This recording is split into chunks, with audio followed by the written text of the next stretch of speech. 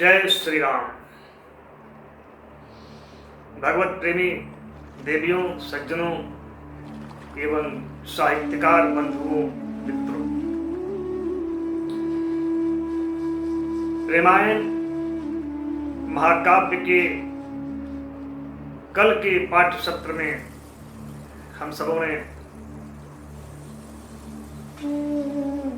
भरत और मांडवी के उस प्रथम मिलन को, प्रणय रात्रि के मिलन को, के दृश्य को और रात्रि के प्राकृतिक वर्णन इत्यादि का आनंद लिया। हमने भी देखा कि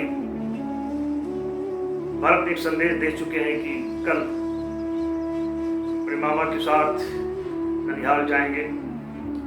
आज के सर्ग में यानी 8वें सर्ग में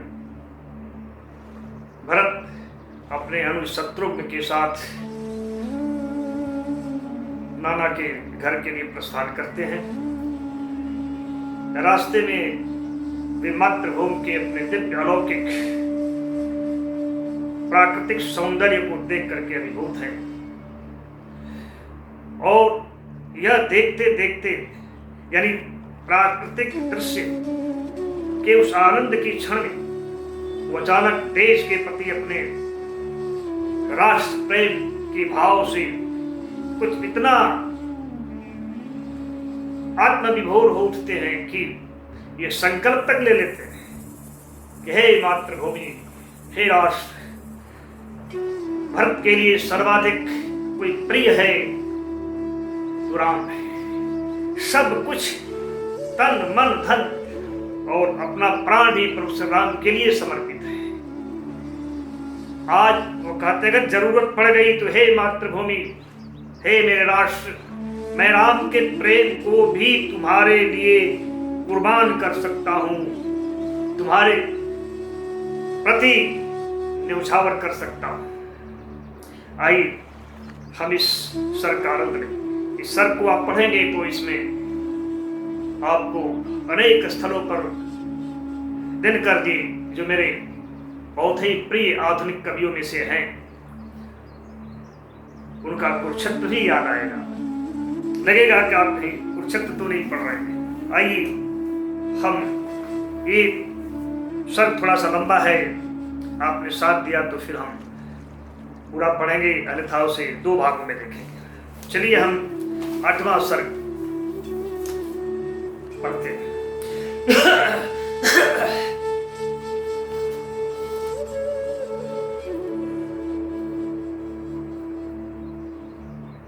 सूर्य तो उदय हो गया, सारा संसार प्रसन्न हो उठता है, लेकिन अपने प्रियतम दिवस से विरह की अनुभूति में निशा मानो अश्रु जो उसके नेत्रों से छलकते हैं, उसमें भीग करके बड़ी वेदना के साथ, विरह वेदना के साथ प्रस्थान करती है। इसमें मामा के घर जाने का आनंद का भाव भी संकेतित है, साथ ही अपनी प्रिया से बिछड़ने का भी। आइए पहला छंद देखते हैं। सूर्योदय हो गई आज फिर बिहस उठल संसार, सूर्योदय हो गई आज फिर बिहस उठल संसार, भी जलया चल ले फिर रजनी बीत चलल मन मार, व्याकुल खोज प्रिया के चारों ओर दिवस चुपचाप। और दिन बेचारा वो भी प्रिया को खोज रहा है, रात्रि जो उसकी प्रेमिका है विदा हो चुकी है, इसलिए वो भी बेचारा विरह के अग्नि में धीरे धीरे तपने लगता है। व्याकुल खोज प्रिया के चारों ओर दिवस चुपचाप, लगल जरे आजो फिर तिल तिल बिरह अग्नि के ताप, पितु जननी सबके प्रणाम कर ले आज्ञाया शेष, निरखी राम मुख अपलक बेकल धरि पद रज निज शेष। भरत जी सानुज यानी शत्रुघ्न के साथ अपने माता पिता सबको प्रणाम करके उनका आशीर्वाद सिर पर धारण करके राम के मुख सौंदर्य को अपलक देख करके, जो उनके सर्वाधिक प्रिय है, जिनके बिना वो जीवित रहने की कल्पना नहीं कर सकते, उनके भी चरणों के रज को अपने माथे लगाते हैं।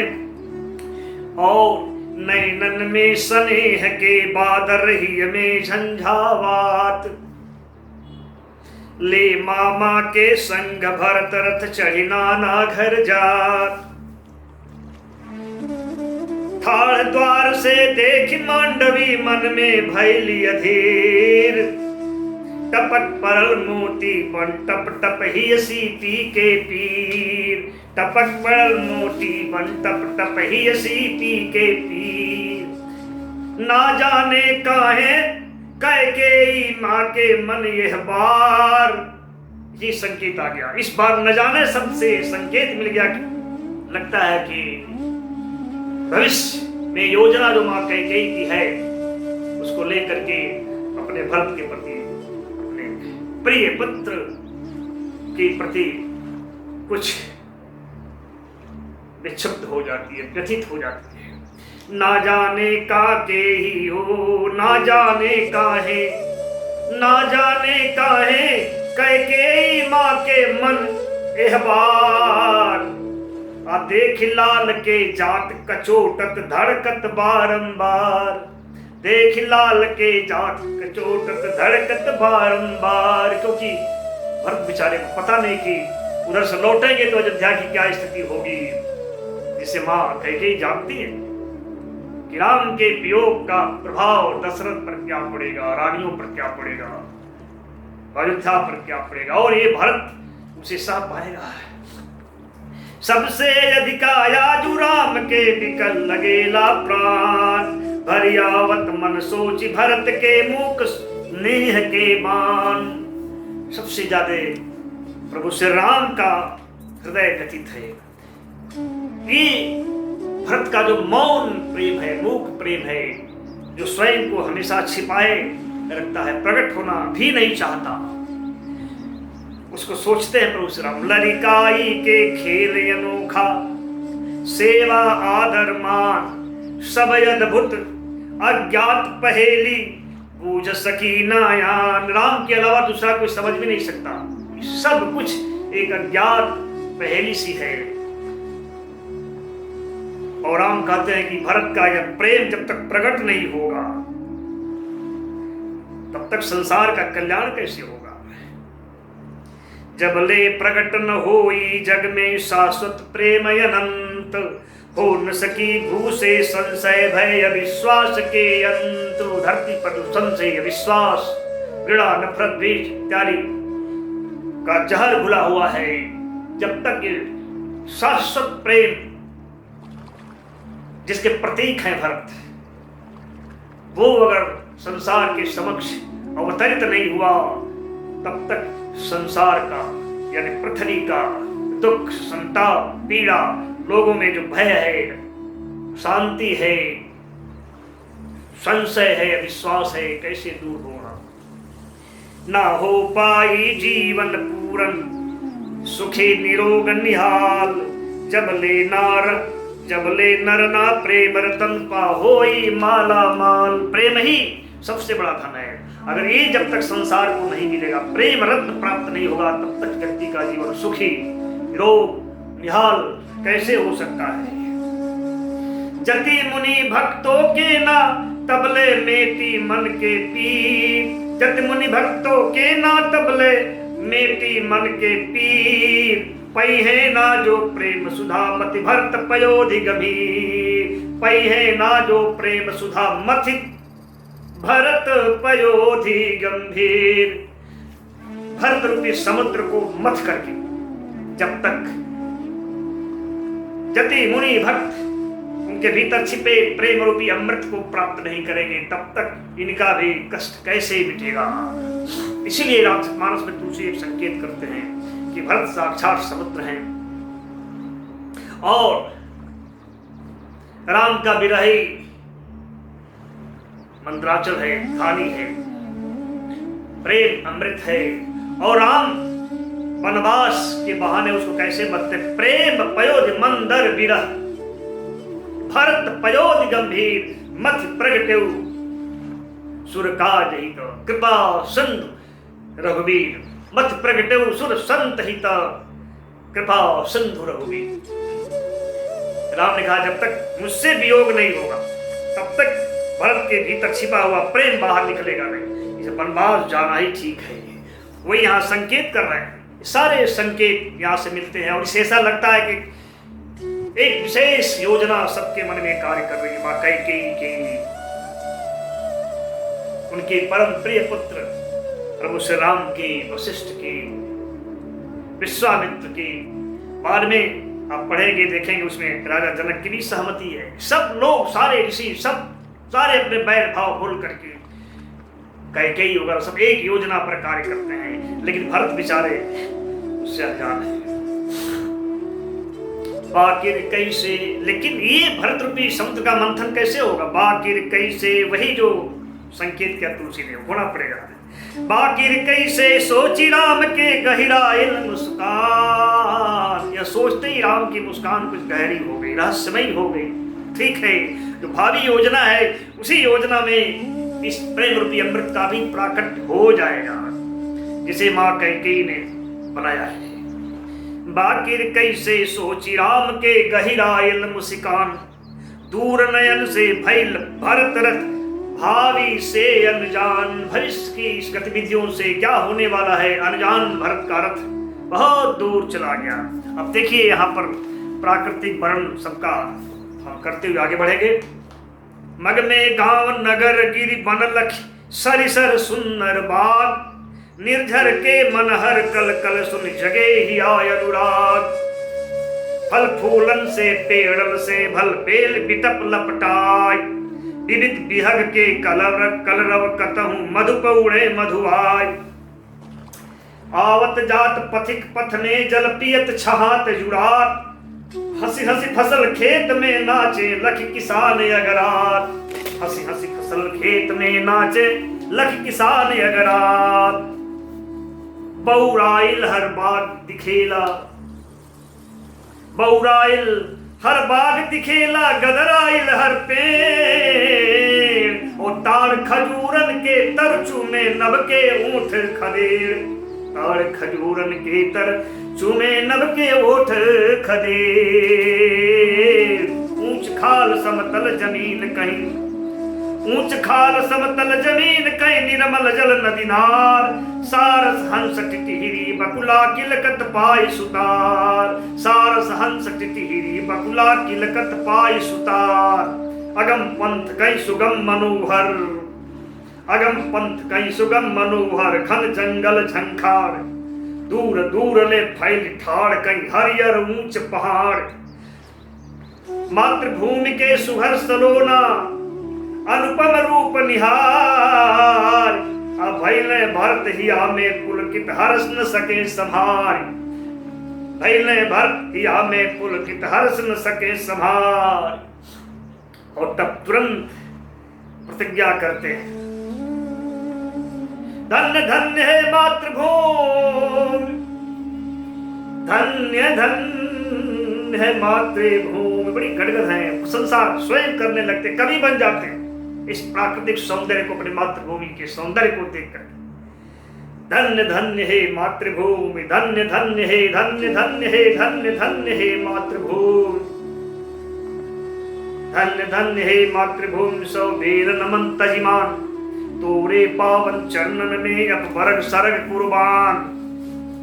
मां सर से तोरे होखे खातिर, मातर से सुर होखे खातिर। तोरे रज के कीट, हे मां तुम्हारे धूल का कीड़ा बनने के लिए देवता भी तरसते हैं। ऐसा है तुम्हारा सौंदर्य और तुम्हारी महिमा। मातर से सुर होखे खातिर तोरे रज के कीट। आ जाला बहुबार ईस धर दे पिए विष घूंट। ईश्वर भी तुम्हारे इस मिट्टी में लौटने के लिए, विष पीने के लिए मनुष्य का शरीर धारण करके आ जाता है। नदी सिंधु मिल पांव पखारे यार तू करे सिंगार। नदी सिंधु मिल पांव पखारे यार तू करे सिंगार। घोर कलाई ने नभ जड़ जा हर निश लाख सितार। तोरे श्याम अमल अलगन के शीतल सुरभित छान। तोरे श्याम अमल अलगन के शीतल सुरभित छाम। मोहक लगे बसल नंदनपुर सुरपुर से हर बन गाँव। मोहक लगे बसल नंदन सुरपुर से हर बन गाँव। तोरे आंचल के हर मोती अनुपम दिव्य अमोल। सखी भला का मान सरोवर निज मोतिन से तोल। सखी भला का मान सरोवर निज मोतिन से तोल। हिम किरीट माते हिम किरीट धारी माते।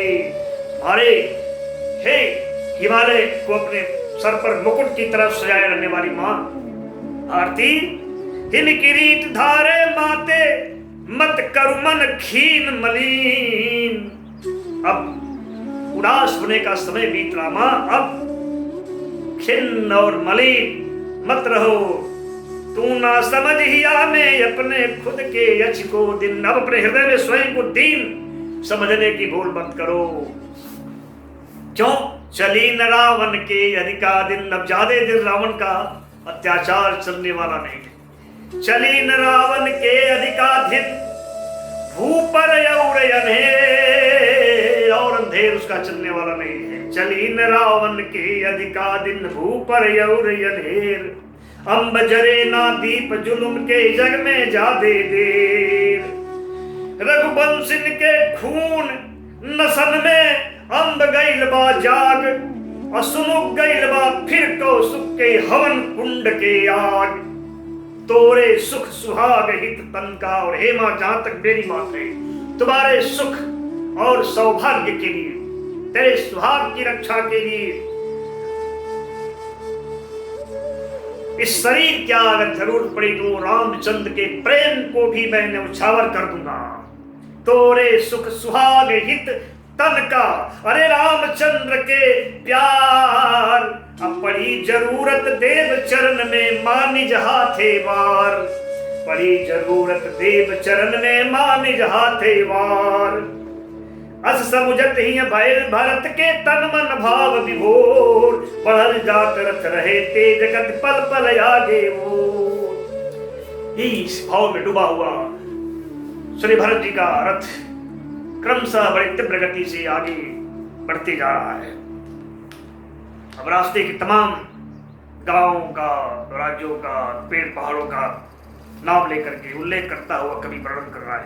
अपर तालगिर आप्रलंब गिरि। अपर तालगिरि आप्रलंब गिरि मध्य मालिनी धार।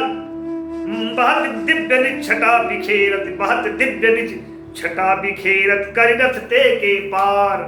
जा पहुंचल हस्तिनापुरी में निर्मल गंगा नीर। जा पहुंचल हस्तिनापुरी में निर्मल गंगा तीर। कर प्रणाम मज्जन या राम कुछ पी के पावन नीर।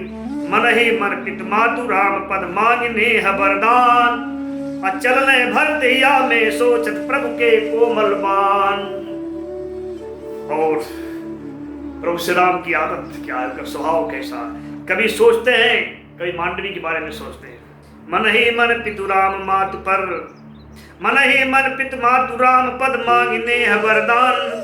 चलने भरत हिया में सोचत प्रभु के कोमल बान।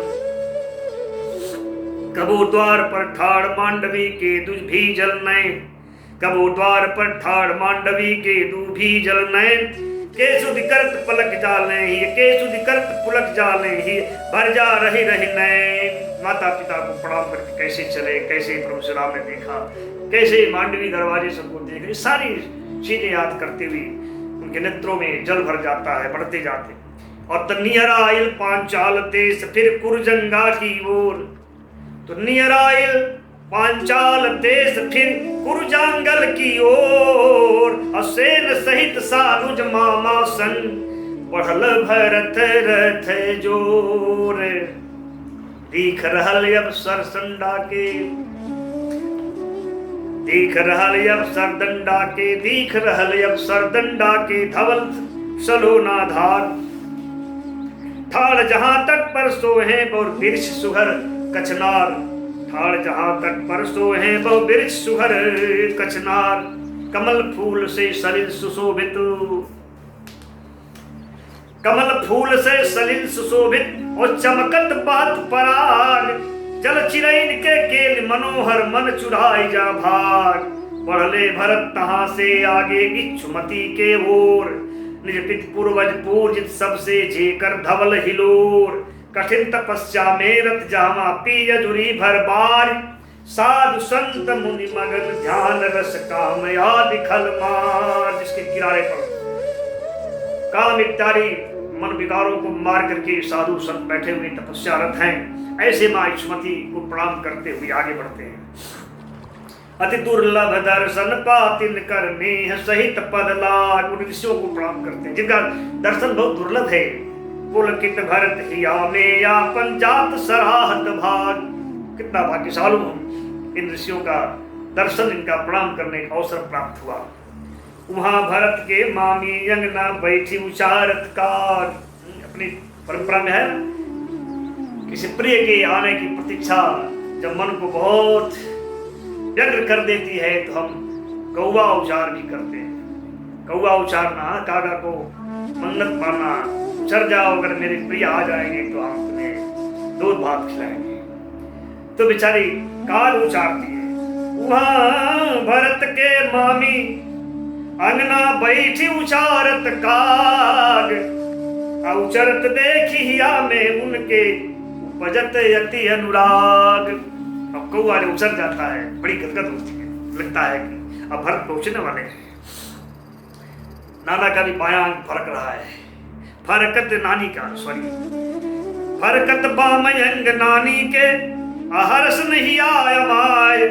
असुन नानो के भरतन भूपर आज खुशी से पाए। और नाना भी जब सुनते हैं बड़े गदगद हैं कि सबका अंग फरक रहा है, बायां कौआ भी उचर गया है, तो उनका भी पैर खुशी से धरती पर नहीं पड़ रहे। तब तक एक दास आके खबर दे ही जाता है। तब ले खबर जनवल से आके दास एक सिरनाय। नाथ भरत आवत निज मामा संगले निज लघु भाई। सुनत यश्वपति तुरत खुशी के मारे चढ़े निज यान। चलने पुलकित खुदे करे निज नाती के अगमान। नाना अश्वपति तुरंत खुशी के मारे जब समाचार सुनते हैं तो उनकी अगवानी के लिए, अपने नाती की अगवानी के लिए दौड़ पड़ते हैं रथ लेकर के।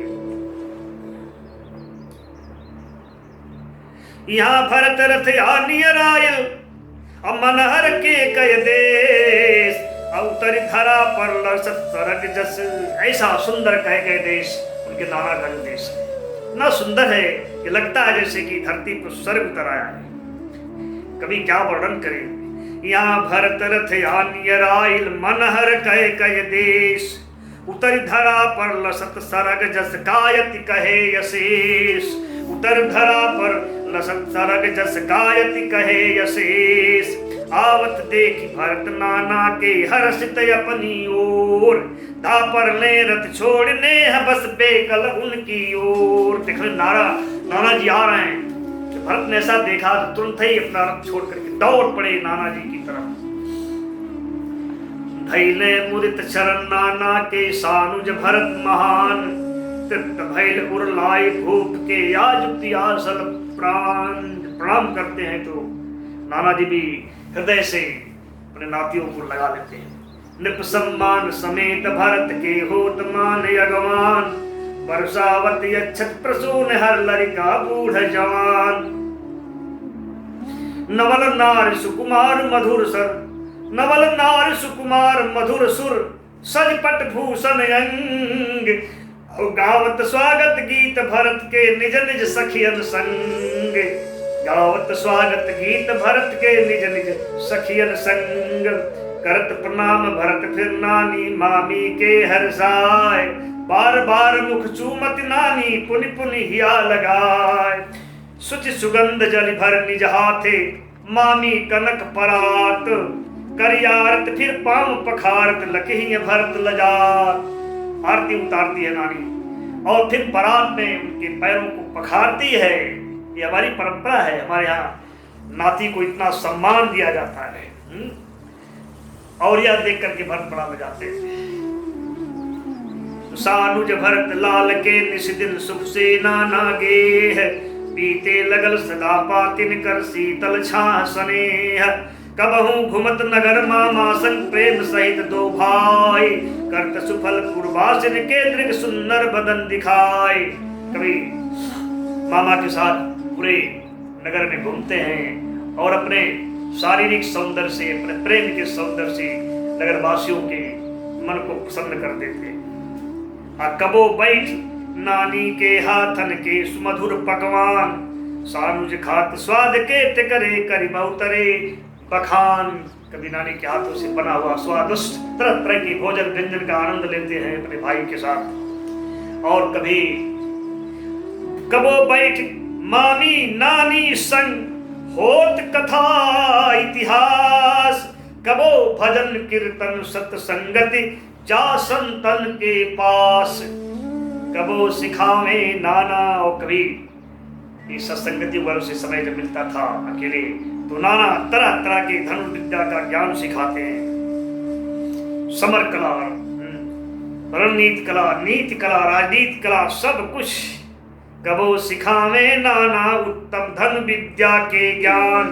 समर कला रणनीति शस्त्र के नया नया संधान, तरह तरह के लक्ष्य भेद के करवावे अभ्यास। अचुक निशाना यचुक निशाना, लखे उनके ऊठन पर तिरजाहास। कभी तरह तरह के लक्ष्य भेद का ज्ञान प्रदान करते, कैसे लक्ष्य को भेदा जा सकता है। और जब भरत का लक्ष्य भेदन सफल होता है, कोई भी लक्ष्य भेद करने में कभी भी कहीं भी जब भरत असफल नहीं होते हैं तो यह देख करके नाना के होठों पर गहरी मुस्कान छा जाती है, बड़े प्रसन्न हो जाते हैं। फिर कहें मुदित, और तब प्रसन्न होकर के आशीर्वाद देते हैं।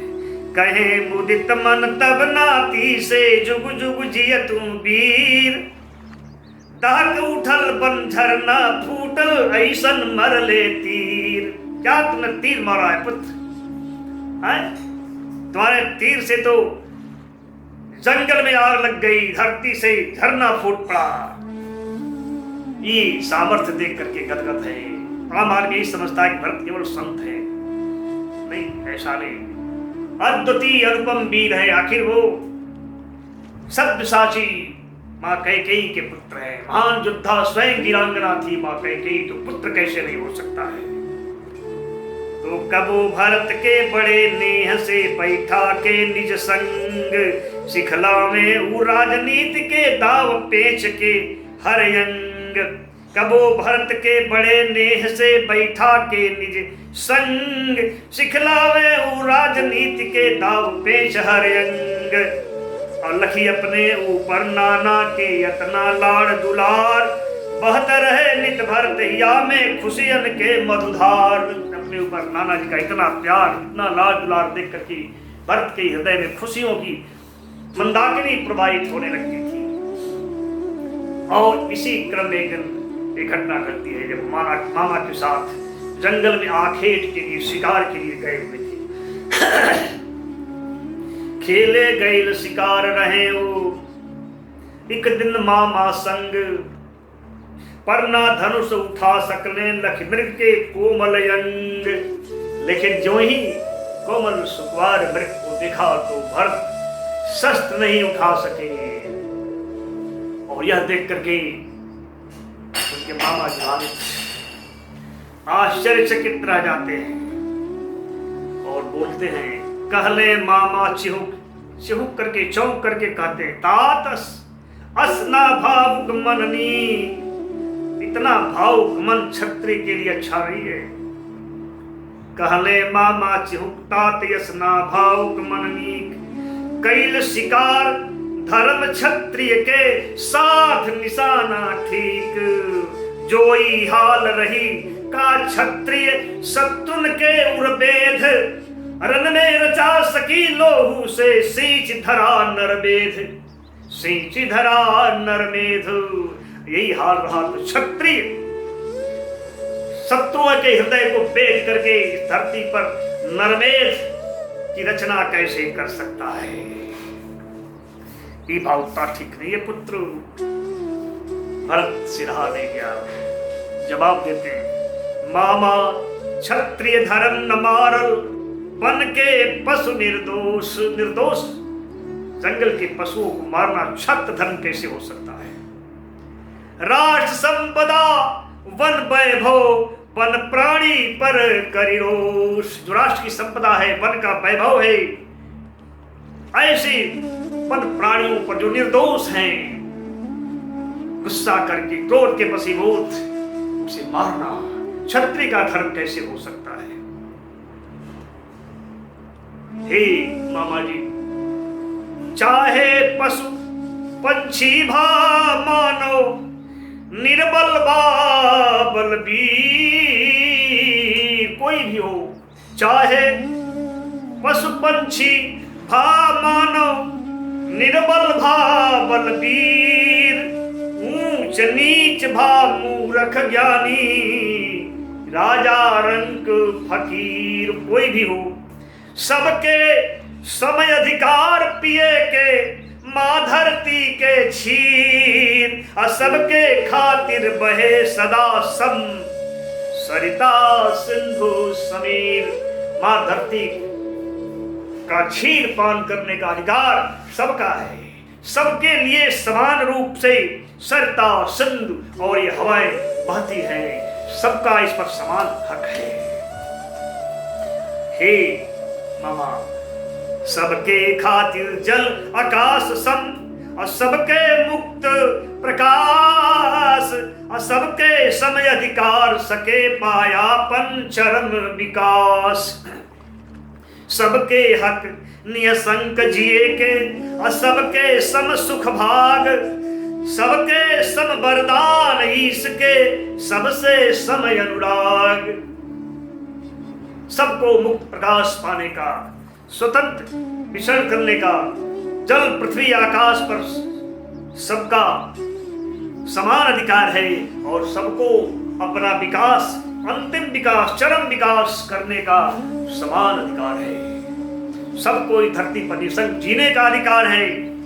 सबका बराबर का सुख भाग है, सुख में हिस्सेदारी है, और परमात्मा की ओर से भी सबको समान रूप से वरदान प्राप्त है।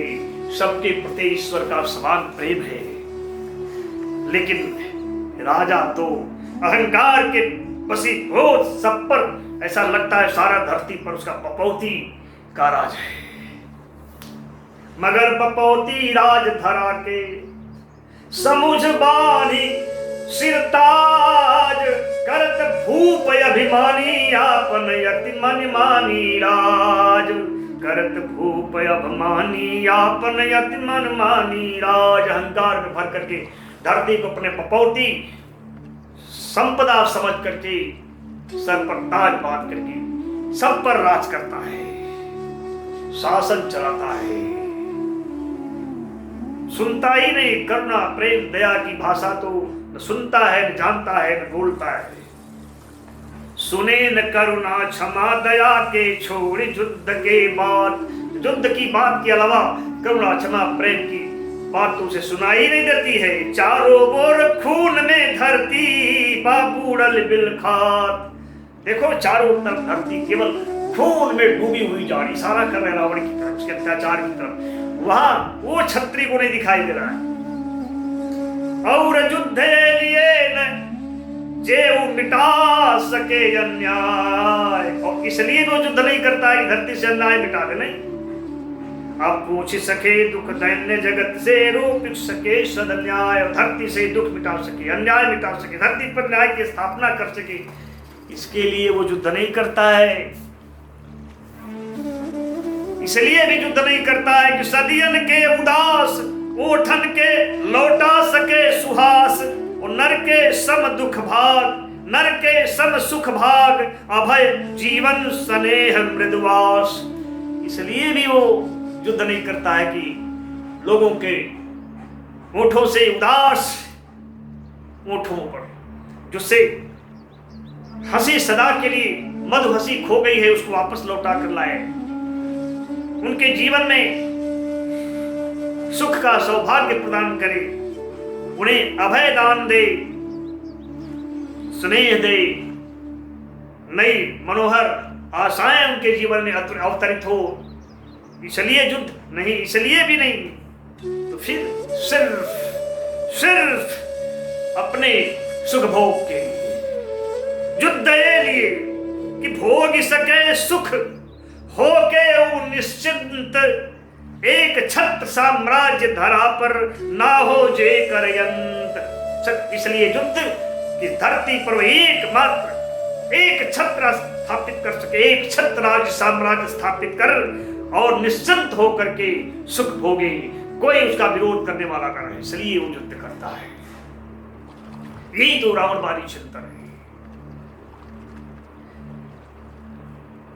उसके सीमाओं की सीमा बढ़े बढ़े, सिवान राज के नृप के ताप, प्रजा की लाशों को फूंक करके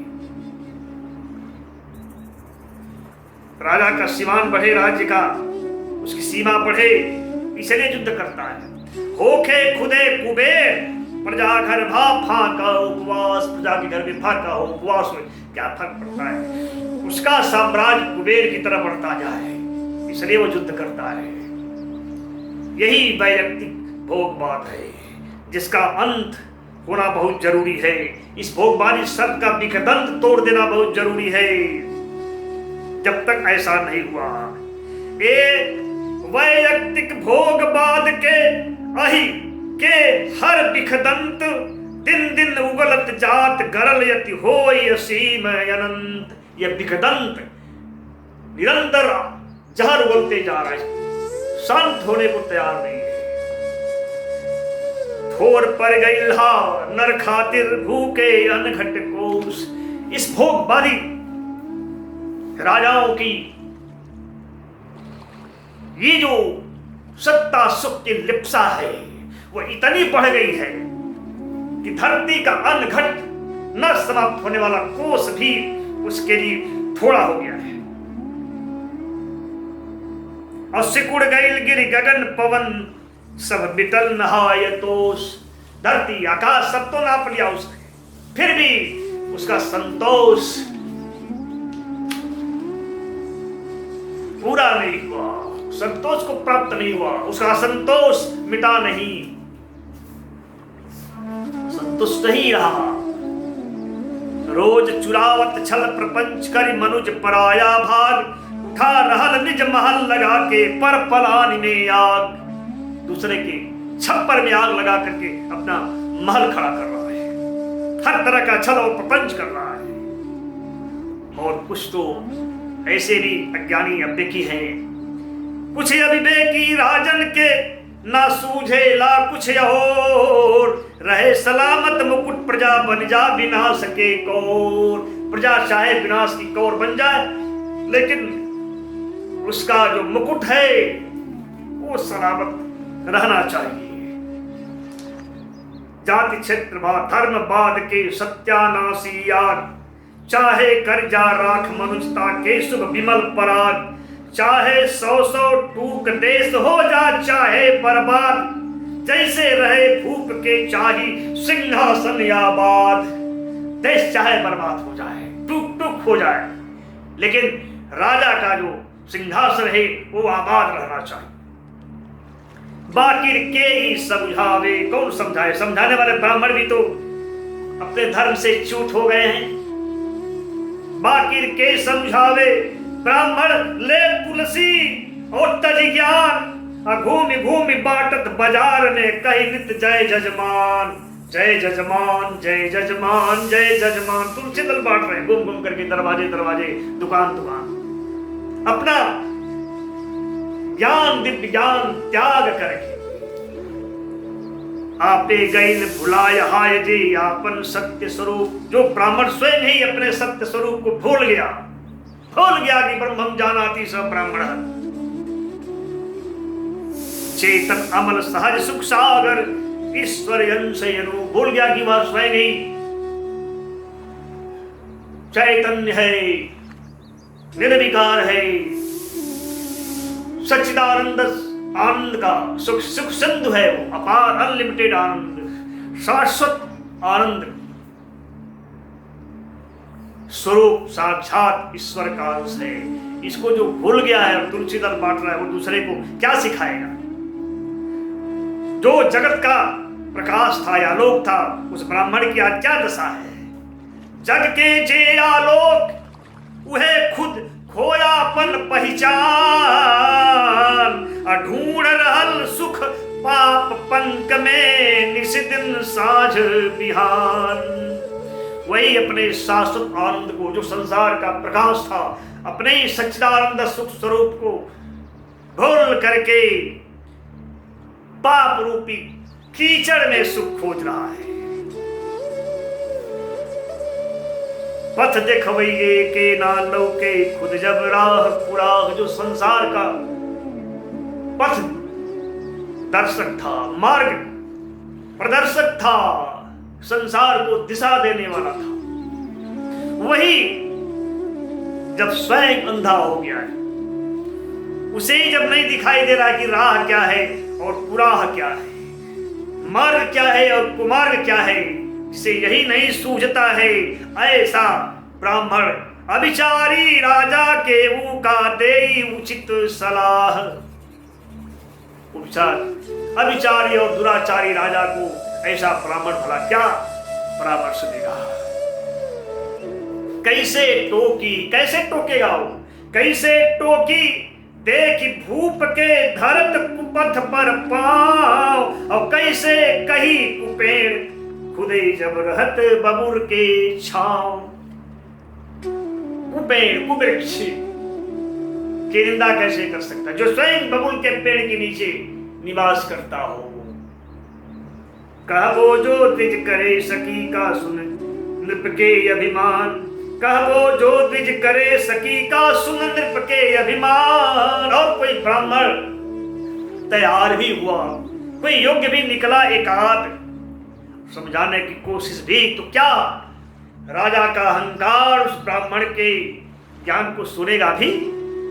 द्विज पंडित तपसी के जे नित करवावे अपमान। ऐसा अहंकारी राजा जो तपस्वियों को, साधु संतों, महात्माओं को, ज्ञानियों, ब्राह्मणों को दिन रात जो अपमानित करता हो, सुनेगा भी उसको? जे के मधुर लगे चुगलन के हर कुबात मुस्कान, जिसको केवल चापलूसी करने वालों की हर बात, हर हंसी अच्छी लगती है, बात हित के तीत लगे सदमंत्री शत्रु समान, जिसे हित की बात कड़वी लगती है और जिसे अपना हितैषी मंत्री शत्रु के समान लगता हो, बातें सुनेगा अहंकारी राजा? उनका तो दरबार ही इनसे भरा हुआ है, चापलूसों से, चाटुकारों से। चापलूस चटुकार ठगन से भरल भूप दरबार, यही राजनीति का वर्तमान प्रवेश है। चापलूस चटुकार ठगन से भरल भूप दरबार, और नृप तिनके दे मान नृपत के वो करे सत्कार। राजा इन्हीं चाटुकारों को सम्मान दे रहा है और उसको सब एक दूसरे की चापलूसी कर रहे हैं, एक दूसरे के अहं को संतुष्ट कर रहे हैं, तृप्त कर रहे हैं। जोगी जति विचारक चिंतक तपसी जन विद्वान, धन के ना सदचित्त ज्ञान के बाजिन के अभिमान। और ऐसे जो सचमुच के योगी हैं, यति हैं, विचारक हैं, चिंतक हैं, तपस्वी और विद्वान हैं, जिनको धन का नहीं अपने सच्चित्त और ज्ञान का अभिमान है, ऐसे और उन्हीं के साथ ऐसे कलाकार कवि पंडित ज्ञानी असन बसन से ही, भले उनके पास असन नहीं है, वसन नहीं है, आभूषण नहीं है, और निरंतर इन दुष्ट राजाओं से अपमानित हो रहे हैं, फिर भी बेचारे अपने स्वभाव में, अपने चिंतन में लीन है। कलाकार कवि पंडित ज्ञानी असन बसन से हीन, नित्य अपमानित तबो मनुष्यता के चिंतन में लीन। ए विभूतियन के ना जबले पूज्य अपन से जानी, ज्ञान त्याग तप के न भोग से श्रेष्ठ सके नृपमान। ऐसे विभूतियों को जब तक कोई राजा अपने से कुछ और श्रेष्ठ जान करके इनको सम्मान नहीं देगा, इनके ज्ञान को, इनके तप को, इनके त्याग को भोग से अधिक नहीं समझेगा, और जब ले नरता के सद्गुण से भरी न जीवन कोश, जब तक कि जीवन का कोश मनुष्यता के और सद्गुणों के संपदा से भरेगा नहीं, तृप्त हो सकी राजा तबले का नित चाटत ओस। तब तक क्या राजा तृप्त हो सकेगा? क्योंकि वो जिससे तृप्त हो रहा है वो तो ओस की तरह है, और ओस चाटने से प्यास कहां बुझती है। जब लेना मानव मानव के सम होई सुख भाग, जब तक मनुष्य का सुख और उसमें सबकी हिस्सेदारी बराबर नहीं होगी। अस्वार्थ ईर्षा के न चिता बुझ उपजी ही अनुराग, जब तक स्वार्थ और ईर्षा की चिता बुझ करके सबके हृदय में प्रेम प्रकट नहीं होगा। तब लेना मेती भू से दुख दैन्य कलह नर बैर, रोवत धरती पर राजो के आखिर कमले खैर। समता और विषमता चाहे छुआ छूट के भेद, सगरो कलहिया में उपजे गावत मुनि बुध वेद। सारी चीजें, सारी बुराइयां भीतर है, बाहर नहीं है। काट विषमता के का पाई राजा जग से मूल, लड़त रही रन बाहर लिहले बिना ज्ञान त्रिशूल। और जब तक राजा धनुष बाण लेकर के बाहर युद्ध करता रहेगा और अपने भीतर स्थित बुराइयों के मूल को नहीं काटेगा, तब तक बुराइयों का अंत कहां होने वाला है। ज्ञान ही एकमात्र इन बुराइयों से मुक्ति का उपाय है। ज्ञान बिना का प्रेम, ज्ञान के बिना प्रेम की स्थापना संभव है।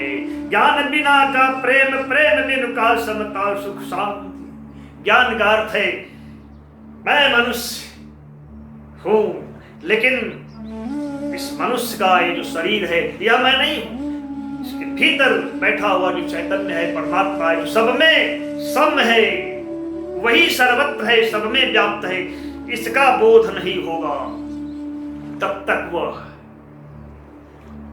सबके प्रति प्रेम के भाव से नहीं भर सकता है। जिस दिन व्यक्ति को ज्ञान हो जाए कि मैं ही सब में हूं, तो फिर किससे ईर्ष्या और द्वेष करेगा? फिर किसके लिए वो धन संग्रह और किससे छीना चाहते? इसीलिए ज्ञान बिना का प्रेम, अप्रेम बिनु का समता सुख शांति। जबले दुष्टन जबले दुर्गुण के पुराज ही, कैसे मिठी आसान।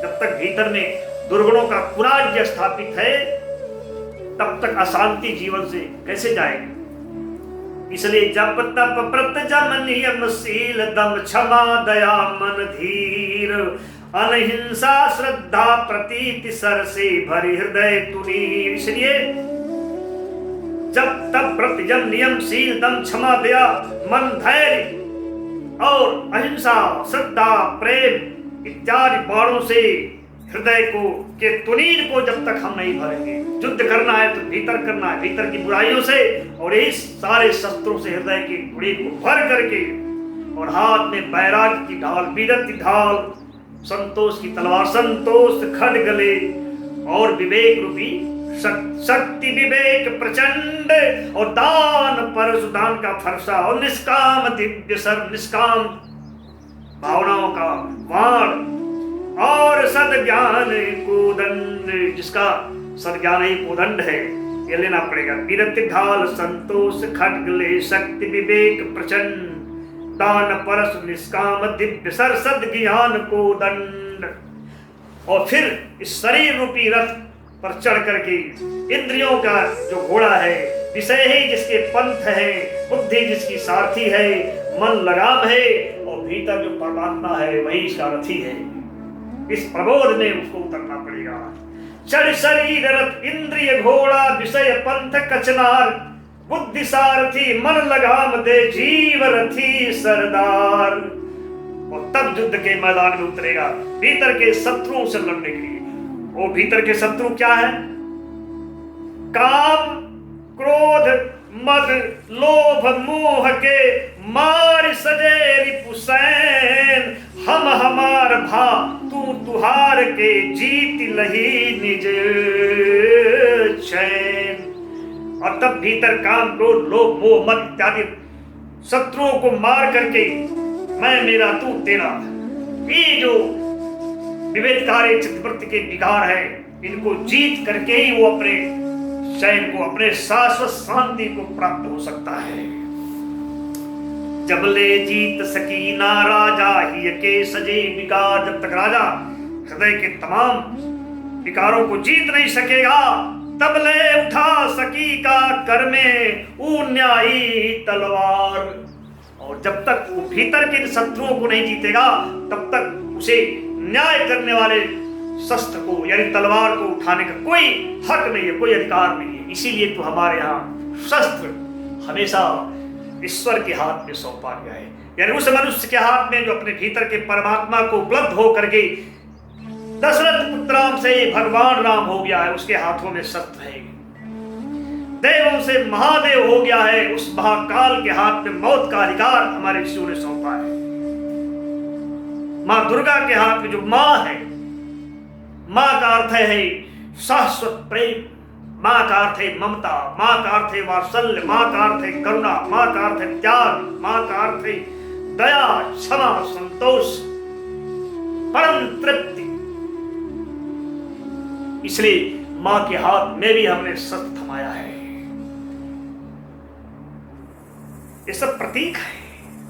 शस्त्र उठाने का अधिकार रावण को नहीं है। इसलिए रावण अगर शस्त्र उठाता है तो छीन लेना है शस्त्र।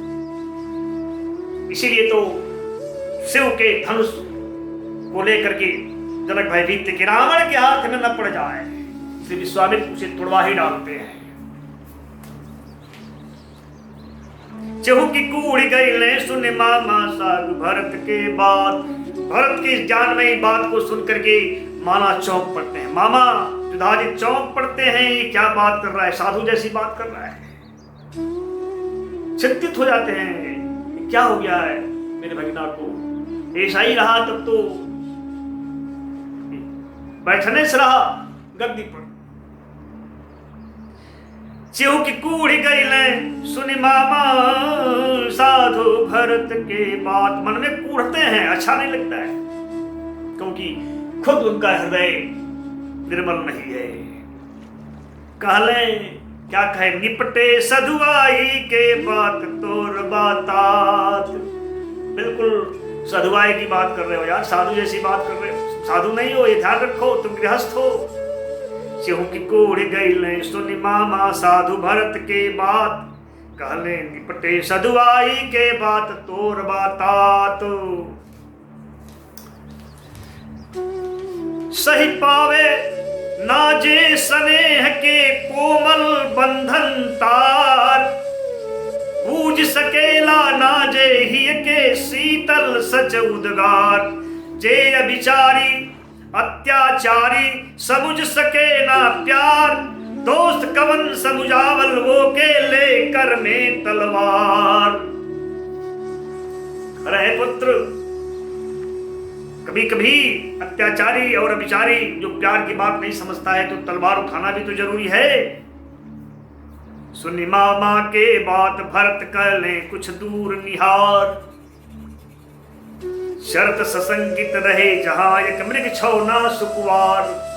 थोड़ा देर मामा की बात सुन करके जहां एक मृग छौना है, नन्हा सा मृग सावक घास चल रहा था, उसकी तरफ देख करके तो भरत ने अपने मामा से कहा, क्या कहा, अति जोखिम के काम उठावल मामा तीर कमान। मामा जी, तीर उठाना बड़ा जोखिम भरा काम है। अति जोखिम के काम उठावल मामा तीर कमान। जबले फूल सूल के नाबा क्षत्रिय के पहचान। फूल और कांटे का पहचान तो पहले करे क्षत्रिय। अगर उसे पहचान नहीं है तो फूल को कांटा समझ करके ही काट देगा। यही हो रहा है। पर विचित्र रचना समाज के, फूल सभेले तूर, मीज माज दे फेंक धूर में रहे कांट से दूर। कांटा से तो दूर रहता है, फूल को तोड़ करके दूर में फेंक देता है। यही तो समाज में माँ श्री हो रहा है। लाठी बाजिल के हाथे में भैंसू हे ले जाए, निर्बल के गुण दोष सबल के 200 गुण लखाए। जिसके हाथ में लाठी है भैंस ले जा रहा है, जिसके पास ताकत है उसका दोष भी लोगों के लिए गुण नजर आ रहा है, और बेचारा जो निर्बल है उसका गुण ही सबको दोष नजर आता है। क्या ये आपको नहीं दिखाई दे रहा है? दंडित सत्य अबल के पूजित, और झूठ सबल के रोज।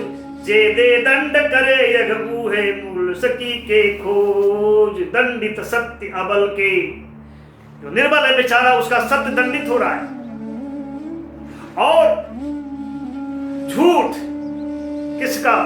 जो सबल है, बलवान व्यक्ति का झूठ जो है वो पूजित हो रहा है। हर जगह उसका सम्मान मिल रहा है, हर सब उसकी पूजा हो रही सर्वत्र।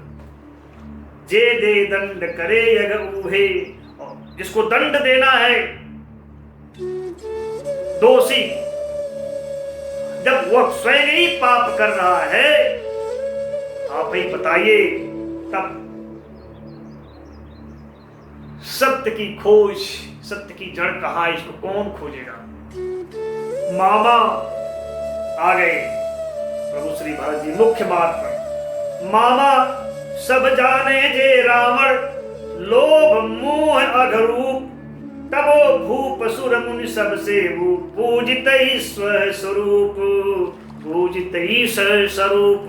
हे मामा, सभी को पता है कि रावण साक्षात लोभ मोह पाप अन्याय इत्यादि का रूप है, शरीरधारी, वेश धारण किया हुआ लोभ, मनुष्य का शरीर धारण किया हुआ मोह साक्षात पाप की जीवंत प्रतिमूर्ति है। फिर भी राजाओं द्वारा, देवताओं द्वारा, मुनियों द्वारा, सबके द्वारा वो पूजित है, सम्मानित है। क्यों ऐसा हो रहा है? फहर रहल बा विजय पताका, ओ खल के निर्बाध, निर्बाध उसके विजय की पताका है मामा सर्वत्र फहर रही है। पर क्षत्रिय निज धर्म भुला के, मृग बधे बिना अपराध, पर क्षत्रिय निज धर्म भुला, मृग बधे बिना अपराध। कोई उसे टोकने वाला नहीं है। उसकी विजय पताका निर्बाध रूप से फहर रही है। और हे मामा, क्षत्रिय अपने छत्र धर्म को भूल करके बेचारे निर्दोष मृगों का शिकार कर रहे, उनका वध कर रहे। वध तो होना चाहिए रावण का, क्षत्रिय का वध, क्षत्रिय की सामर्थ्य, छत्र धर्म वहां नजर नहीं आता। निर्दोष मृगों पर शस्त्र उठाना, यही छत्र धर्म है, यही क्षत्रिय का धर्म और कर्तव्य है। डाल दिया बड़े मुश्किल में प्रभु श्री भरत ने मामा श्री को। फिर भी मामा श्री फिर एक कुतर गढ़ते हैं, रावण को आदर्श के रूप में स्थापित करने के लिए एक नया तर्क देते हैं। गैले कांपि जुधाजित मन में, सुन रावण के नाम। रावण का नाम है सुनते कांप गए। रावण के खिलाफ बोलना लड़ना तो बहुत दूर की बात है, नाम सुनते ही कांप गए। रावण ऐसा था ही, चलत दशानन डोलत धरनी, इसीलिए तुझसे लिखा चलता था तो धरती कांपने लगती। गरजत श्रवण, कहीं गर्जना कर दे तो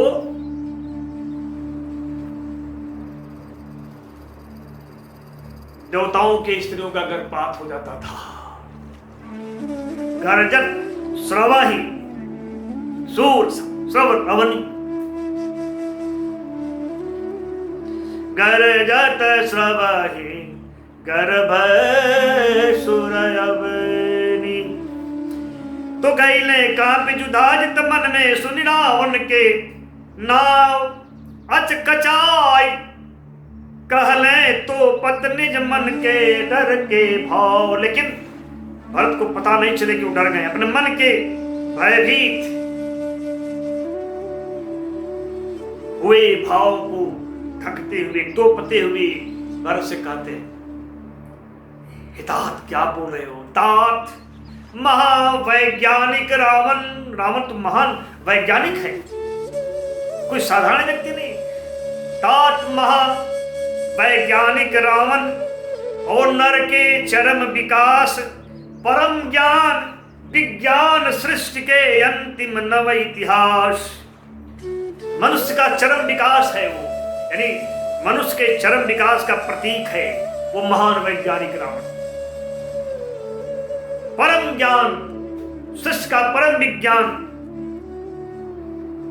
अगर किसी को प्राप्त है तो केवल रावण को।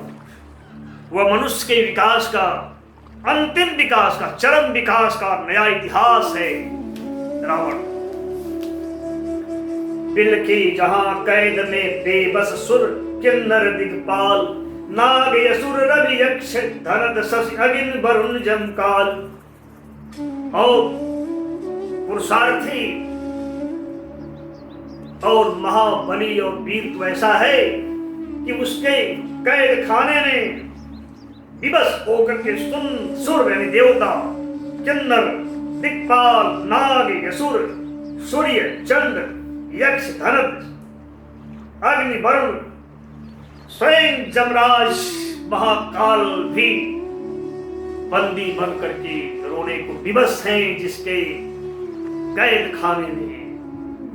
इतना ही नहीं, संपूर्ण प्रकृति जिसके आदेश की गुलाम है। जे करे इच्छा के गुलाम बा, जे करे इच्छा के गुलाम बा, मौसम बिजुरी और नीर बहे सदा चाहे जैसन शीतल मंद समीर। हवाएं भी जिसकी इच्छा से शीतल मंद बहती है। बिजली, बादल, पानी सब उसकी इच्छाओं के गुलाम हैं।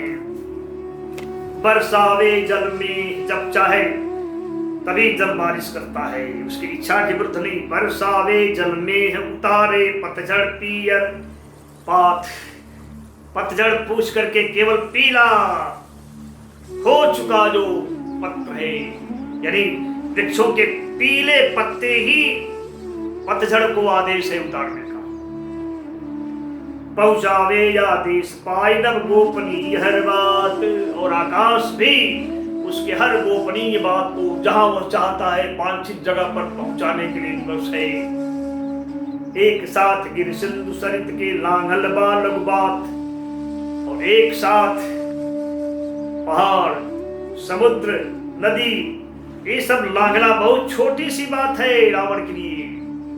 सजे रहस्य सृष्टि के रावण रोज उघारत जात। सृष्टि का हर रहस्य रावण के लिए प्रतिदिन खुलता हुआ जा रहा है। कुछ भी अब सृष्टि में उसके लिए गोपनीय नहीं रहा। ऐसा महान वैज्ञानिक है रावण।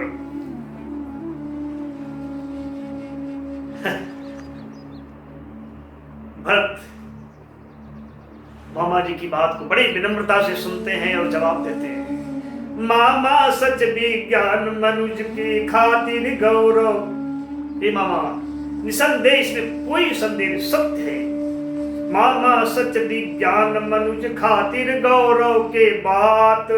ठाढ़ ज्योत के नव भू पर नर चीरियन हरिया रात। निसंदेह ये रावण रूपी मनुष्य के पास जो विज्ञान है, गौरव की बात है, गर्व करने लायक बात है, कोई संदेह नहीं। आज मनुष्य नई ज्योति जो धरती पर अवतरित है, जो हर प्रकार के अंधकार को दूर करने की सामर्थ्य रखती है, ऐसे ज्ञान के प्रकाश में मनुष्य खड़ा है। विज्ञान के प्रकाश में मनुष्य खड़ा है, कोई संदेह नहीं। ये भी सत्य है। खूल गईल बा आज सृष्टि के यमित गूढ़ गुरु अर्थ। मामा बा विज्ञान पूर्ण सब विधि संपन्न समर्थे। मामा निसंदेह यहाँ धरती का सृष्टि का, प्रकृति का संपूर्ण रहस्य आज अनावृत हो गया है, खुल गया है। हर गूढ़ अर्थ जो है सृष्टि का आज सबके समक्ष मुक्त है।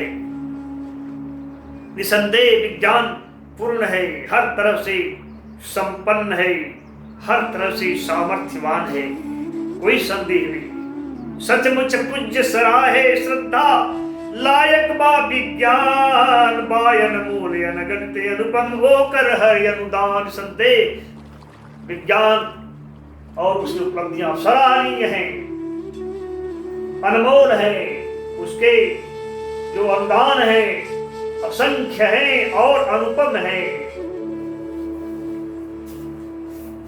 इसकी प्रशंसा मैं भी करता हूं, स्वीकार भी करता हूं, पर न भूला। लेकिन ये भी याद रखिएगा, पर न भूला जय कबो मनुष्यता से न श्रेष्ठ विज्ञान। लेकिन हे माया मत भूलिए कि मनुष्यता से कदापि विज्ञान श्रेष्ठ नहीं है। सर्वश्रेष्ठ श्रेष्ठतम विज्ञान नहीं मनुष्यता है। का होई सुख सर्ग धरा पर जो न रही इंसान। अगर धरा पर इंसान ही जीवित नहीं रहा तो श्रेष्ठतम विज्ञान रह करके क्या करेगा। हा धिक हा जे सजे सृष्टि के भेद गइल हर जान। धिक्कार है जिस मनुष्य ने संपूर्ण सृष्टि के भेद को जान लिया है। भूल गइल उहाय भागा कैसे निज पहचान। वह स्वयं की पहचान को कैसे भूल गया है। इसने सृष्टि के समग्र रहस्य को जान लिया, वो स्वयं को ही जानने से वंचित रह गया। इससे बड़ा दुर्भाग्य उसका और क्या हो सकता है। ना मामा ना रावण जग में नर के चरम विकास। नहीं मामा, रावण मनुष्य का चरम विकास नहीं है। नर कलंक ही अहंकार पशुताई महाविनाश। मनुष्य के लिए वो कलंक है, वो केवल विशुद्ध अहंकार है, पशुता है, महाविनाश है। यानी अहंकार, पशुता और विनाश का दूसरा नाम है रावण। उसे विकास, मनुष्य के चरम विकास के उपमा से घोषित मत करिए। काई है सभ्यता मनुष्य के, क्या यही मनुष्य की सभ्यता है। काई है सभ्यता मनुष्य के, यह बुद्धि विकास। और चिंतन में बा युद्ध हाथ में, नाश यंत्र के वाश। क्या यही मनुष्य की सभ्यता है? क्या यही मनुष्य का बौद्धिक विकास है कि उसके चिंतन में केवल युद्ध है और हाथों में महान विध्वंसकारी यंत्र का निवास है, स्थान है। हाथ में उसने केवल विनाश यंत्र थामे हुए। यही मनुष्यता है, यही सभ्यता है, यही उसका चरम विकास है। हर ही में घृणा ईर्षा के नागिन के पुकार। आज हृदय में केवल एक दूसरे के ईर्ष्या नफरत की नागनी पुकार रही है। यही विकास है। लालच के अजगर मुंह बवले घात लगाए निहार। हर व्यक्ति के भीतर लालच का अजगर बैठा हुआ है। लालच का अजगर घात लगा करके बैठा है एक दूसरे को निगल जाने के लिए। हाय मनुज हो गई ले अधम जस कुकुर गीदड़ काग। धिक्कार है, मनुष्य आज कुत्ते गीदड़ और कौवे की तरफ नीच हो गया है। छीन छीन लीलत अकेला नर नर के सुख भाग। हर मनुष्य उसी गीदड़, कुत्ते और कौवे की तरह एक दूसरे के हिस्से के सुख को छीन छीन करके स्वयं निगल जाने में व्यस्त है। छोटन के हक छीन होई के निज घमंड में चूर। घोट न्याय के गला पिए लालू सत के क्रूर। जो छोटा है, निर्बल है, कमजोर है, घमंड में आकर के उसका हक छीन लेना, न्याय का गला दबा देना, घोट लेना, सत्य का खून कर देना, यही तो सर्वत्र दिखाई दे रहा है मनुष्य के द्वारा।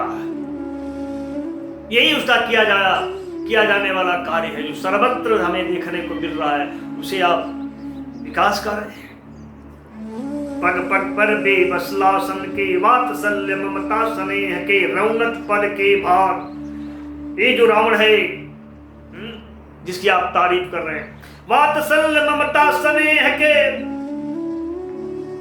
रौनक पद के भार, सुनत नयति को राक्षस तड़पत कातर चीख पुकार। लेकिन कातर चीख और पुकार को यह रावण सुन नहीं रहा है, राक्षस सुन नहीं रहा है। वो ममता वात्सल्य स्नेह सभी को अपने पैरों से रौंदते हुए बढ़ रहा है। पग पग पर बेबसलासन के चारों ओर पड़ाव, लहरा लालो हु के जहता सरिता सिंधु तलाव। केवल युद्ध ये आज का सत्य है जो हम पूरी धरती पर देख रहे हैं। विकसित देश जो कर रहे हैं, इन युद्धों को देखिए, नाम लेने की जरूरत नहीं है, यही हो रहा है। करे यही विज्ञान बुद्धि है। काई है विज्ञान बुद्धि के हुए पंकज फूल, अरुधिर पाक में खिलल हाय जे धर्म सजे निज भूल। क्या यही विज्ञान बुद्धि है? यही विज्ञान यानी बौद्धिक विकास और मान विज्ञान का पंकज फूल है जो आज खून के पाक में खिला हुआ है, जल के पाक में, रुधिर पाक में खिला हुआ है, संपूर्ण मानवीय धर्म को भूल करके। काई है ज्ञानी मानव के धर्म लक्ष्यार्थ। हे प्रभु, जिस रावण को आप मनुष्य का चरम ज्ञान का प्रतीक बता रहे हैं, क्या है यही ज्ञानी मानव का धर्म है? यही उसके जीवन का लक्ष्य है? यही उसके जीवन का अर्थ है? जो हाँ, अगर हाँ, तब विज्ञान बुद्धि के सजे परिश्रम व्यर्थ। अगर यही सत्य है तब तो इस विज्ञान बुद्धि का अब तक का संपूर्ण परिश्रम व्यर्थ है। दो कौड़ी का कोई अर्थ नहीं है। धर्म मनुज के यहंग बुद्धि पर चेतन ही के जीत। ये मनुष्य का धर्म नहीं है। मनुष्य का धर्म क्या है? धर्म मनुज के अहंग बुद्धि पर चेतन ही के जीत। अहंग से भरी हुई बुद्धि पर उसके भीतर बैठा हुआ जो चैतन्य है, उसकी विजय ही धर्म है। अहंकार को जीतना। एक मनुज में दूजा के हो दृढ़ प्रतीत सदप्रीत। धर्म है एक मनुष्य का दूसरे मनुष्य के प्रति दृढ़ विश्वास और सत्प्रेम। जीवन के अविराम कर्म से जबरन कुछ क्षण छीन, धर्म अपन में ढूंढल यापन शिव स्वरूप हो लीन। जीवन के कभी न समाप्त होने वाले कर्म से थोड़ा सा क्षण अपने भीतर के शिव स्वरूप को जानने के लिए बचा के रखना, स्वयं के भीतर स्वयं को थोड़ा झांक करके देखना धर्म है। और जब देखेगा तब समझेगा वो शिव है, भगवान है, ईश्वर है, जो सर्वव्यापी है। धर्म मनुज रस हसे कि हंस जा संग पाव के धूल। धर्म का अर्थ है मनुष्य इस तरह हंसे कि उसके पैरों की नीचे की धूल भी उसके हंसी से मुस्कुरा उठे। और धरे पांव यस जेन कुचल जा कबो फूल बासूल। और पैरों को ऐसे उठा कर रखे कि उसके पैर से फूल ही नहीं, सूल भी कुचल ना सके।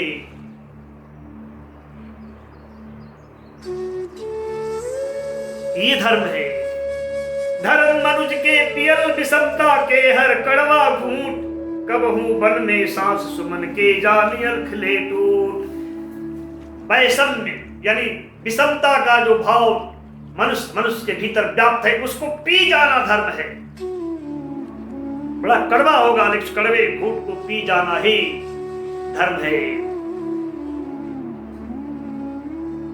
इस संसार रूपी वन में कहीं कोई फूल अन खिले, टूट कर मुरझा कर गिर न जाए, यह देखना ही धर्म है। धर्म मनुज हो के मानव के पोछल टूवर लोर। धर्म का अर्थ है मनुष्य हो करके टूवर आंसू, यानी जिन आंसुओं को पोछने वाला नहीं, उन आंसुओं को पोछना, निर्बल असहाय की पीड़ा दूर करना ही धर्म है। और नर खातिर नर के अर्पित निज जीवन के हर ओर। मनुष्य होकर मनुष्य के लिए अपने हर क्षण स्वयं को अर्पित कर देना ही धर्म है। उसकी सेवा में, उसके प्रेम में, उसके मंगल में, उसके हित। धर्म मनुज के क्षमा दया तप सत्यशील अनुराग विनम्रता उज्जवल चरित्र पर हित निज सुख की त्याग। धर्म का अर्थ है क्षमा, धर्म का अर्थ है दया, धर्म का अर्थ है तप सत्यशील और अनुराग यानी प्रेम, विनम्रता, निर्मल चरित्र और परहित के लिए स्वयं के सुख का त्याग कर देना ही धर्म है। मनुज मनुज के बीच भेद के उफनत सिंधु पुराण, बाढ़ सके जैसे प्रेम के ते ज्ञानी विद्वान। और आप जिस रावण को ज्ञानी बता रहे, वो ज्ञानी होना नहीं, ज्ञानी होने का अर्थ है मनुष्य मनुष्य के बीच जो भेद का यानी वैषम्य का जो समुद्र उफन रहा है, उस पर प्रेम का सेतु बांध देना, पुल बांध देना ही धर्म है। और वही असली ज्ञानी होना है, वही असली विद्वान होना है। भार समान करी का ले नर नीरस ज्ञान अपार। अगर ऐसा नहीं कर सका तो उसका ज्ञान बोझ है। और ऐसा बोझ रूपी ज्ञान अपने सिर पर लेकर के, जिसमें कोई रस नहीं, प्रेम का कोई आनंद नहीं है, क्या करेगा लेकर? भले ही वो अपार ज्ञान है, अनंत है, कुछ भी नहीं बचा है, सारे सृष्टि को जान लिया है, लेकिन दो कौड़ी का है। ज्ञान मरुस्थल में न बही जो भावन के रसधार। हृदय से फूटा हुआ कोई निर्झर अगर इस नीरस ज्ञान रूपी मरुस्थल में प्रवाहित नहीं हुआ, उसे सींच नहीं सका, प्रेम की वृष्टि अगर नहीं हुई इस ज्ञान के इस मरुस्थल में, तो ऐसा ज्ञान सिवाय बोझ के और कुछ नहीं है। उजड़ल प्राण कुंज में चाही फूल सुघर दूचार, चटक अजोरिया मधुर बत कही कोलाहल से पार। ऐसा ज्ञान लेके मनुष्य क्या करेगा? मनुष्य को चाहिए उजड़े हुए प्राण कुंज में, प्राणों के कुंज में दो चार फूल और अंधकार से घिरे हुए जीवन को चटक उजाला चाहिए, चटक अजोरिया, चांदनी, शहद की चांदनी चाहिए, कुछ मधुर बातें चाहिए जिसमें कोलाहल न हो, कोलाहल से दूर परम शांत में प्रेम की कुछ बातचीत। बाकिर उड़ल जात बा मानव था में बुद्धि के डोर। लेकिन हाय रे मनुष्य, बुद्ध का डोर पकड़ करके आसमान में उड़ा जा रहा है, पतंग की तरह, कटी पतंग की तरह। कहां जाएगा मालूम नहीं, केवल डोर है और पतंग है, और जो हाथ से छूट चुकी है। बाकिर उड़ल जात बा मानव था में बुद्धि के डोर। बुद्धि रूपी डोर को पकड़ के उड़ रहा आसमान में। का उद्देश्य लक्ष्य ना मालूम, उसका उद्देश्य क्या है, लक्ष्य क्या है, पता नहीं है। ना मालूम कौन दिस के ओर, कौने दिस के ओर, किस तरफ और किस दिशा में उड़ते भी जा रहा है, उसे खुद पता नहीं। ये भी पता नहीं उसके उड़ने का उद्देश्य क्या है, उसके उड़ने का लक्ष्य क्या है। गोड़े तर भूगोल हो गए मुट्ठी में आकाश। निसंदेह इतना विराट ज्ञान को प्राप्त है कि उसके पैरों के नीचे सारा भूगोल खड़ा है और समस्त विराट आकाश उसके मुट्ठी में। मगर हिया रह गई ले अपरिचित जे वो करे पास। लेकिन बिल्कुल करीब हृदय उससे सदा के लिए अपरिचित ही रह गया, उसी से परिचय नहीं हो सका। दूरी अनंत की नाप लिया लेकिन अपने ही हृदय के पास नहीं पहुंच सका। इतने नन्हे हो गए उसके पैर, आकाश नाप लेने वाले मनुष्य का पांव इतना नन्हा, इतना छोटा कि अपने हृदय को नहीं छू पाया, अपने हृदय तक नहीं पहुंच पाया। मानी हम रावण के बस में मौसम बिजुरी, ये निर्णय मानता हूं, रावण के बस में मौसम, बिजली, बादल सब उसके हाथ हैं, अधीन है। पहला दी एक दिन प्रकृति के पग में वो जंजीर, वो समय दूर नहीं है, संपूर्ण प्रकृति की पैरों में वो जंजीर डाल देगा, ये भी मुझे दिखाई दे रहा है। इतनी सामर्थ्य को वो उपलब्ध हो गया है। कई दिहल संकेत न बाटे भूपर ऊ दिन दूर, जैया मौतों के घमंड कर दी चकनाचूर। पूरा विश्वास है, देख रहा हूं, मैं भी देख रहा हूं, वह दिन दूर नहीं है जब एक दिन वो इस धरती पर मौत के घमंड को भी वो चकनाचूर कर देगा, मृत्यु को भी जीत लेगा। मृत्यु पर जय प्राप्त करना असंभव है, उस असंभव को भी रावण संभव बना देगा, ऐसा उसने संकेत दे दिया है। हे मामा, बाकिर जीतन पवल से रावण जो यापन अभिमान, खा जाई तब मामाओं के खुद अपने निर्माण, खा जाई तब मामाओं के खुद अपने निर्माण। ऐसे विज्ञान को उपलब्ध, ऐसा महान वैज्ञानिक रावण मौत को भी जीतने की सामर्थ्य रखने वाला दिखाई दे रहा है। अगर स्वयं के अभिमान को नहीं जीत पाया समय रहते तो उसका निर्माण ही उसे खा जाएगा, उसका विध्वंस कर जाएगा।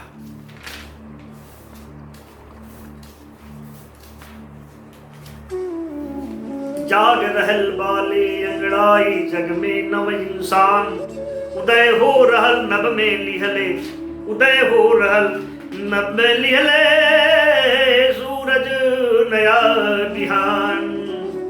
धरती पर बहुत कुछ बदल रहा है मामा। जाग रहल बाले अंगड़ाई जग में नव इंसान। देखिए चारों तरफ आंख खोल कर देखिए, नया इंसान इशारा कर रहे हैं अपने भैया राम की तरफ। देखिए मामा जी, आंख खोल करके देखिए, समय बदल रहा है।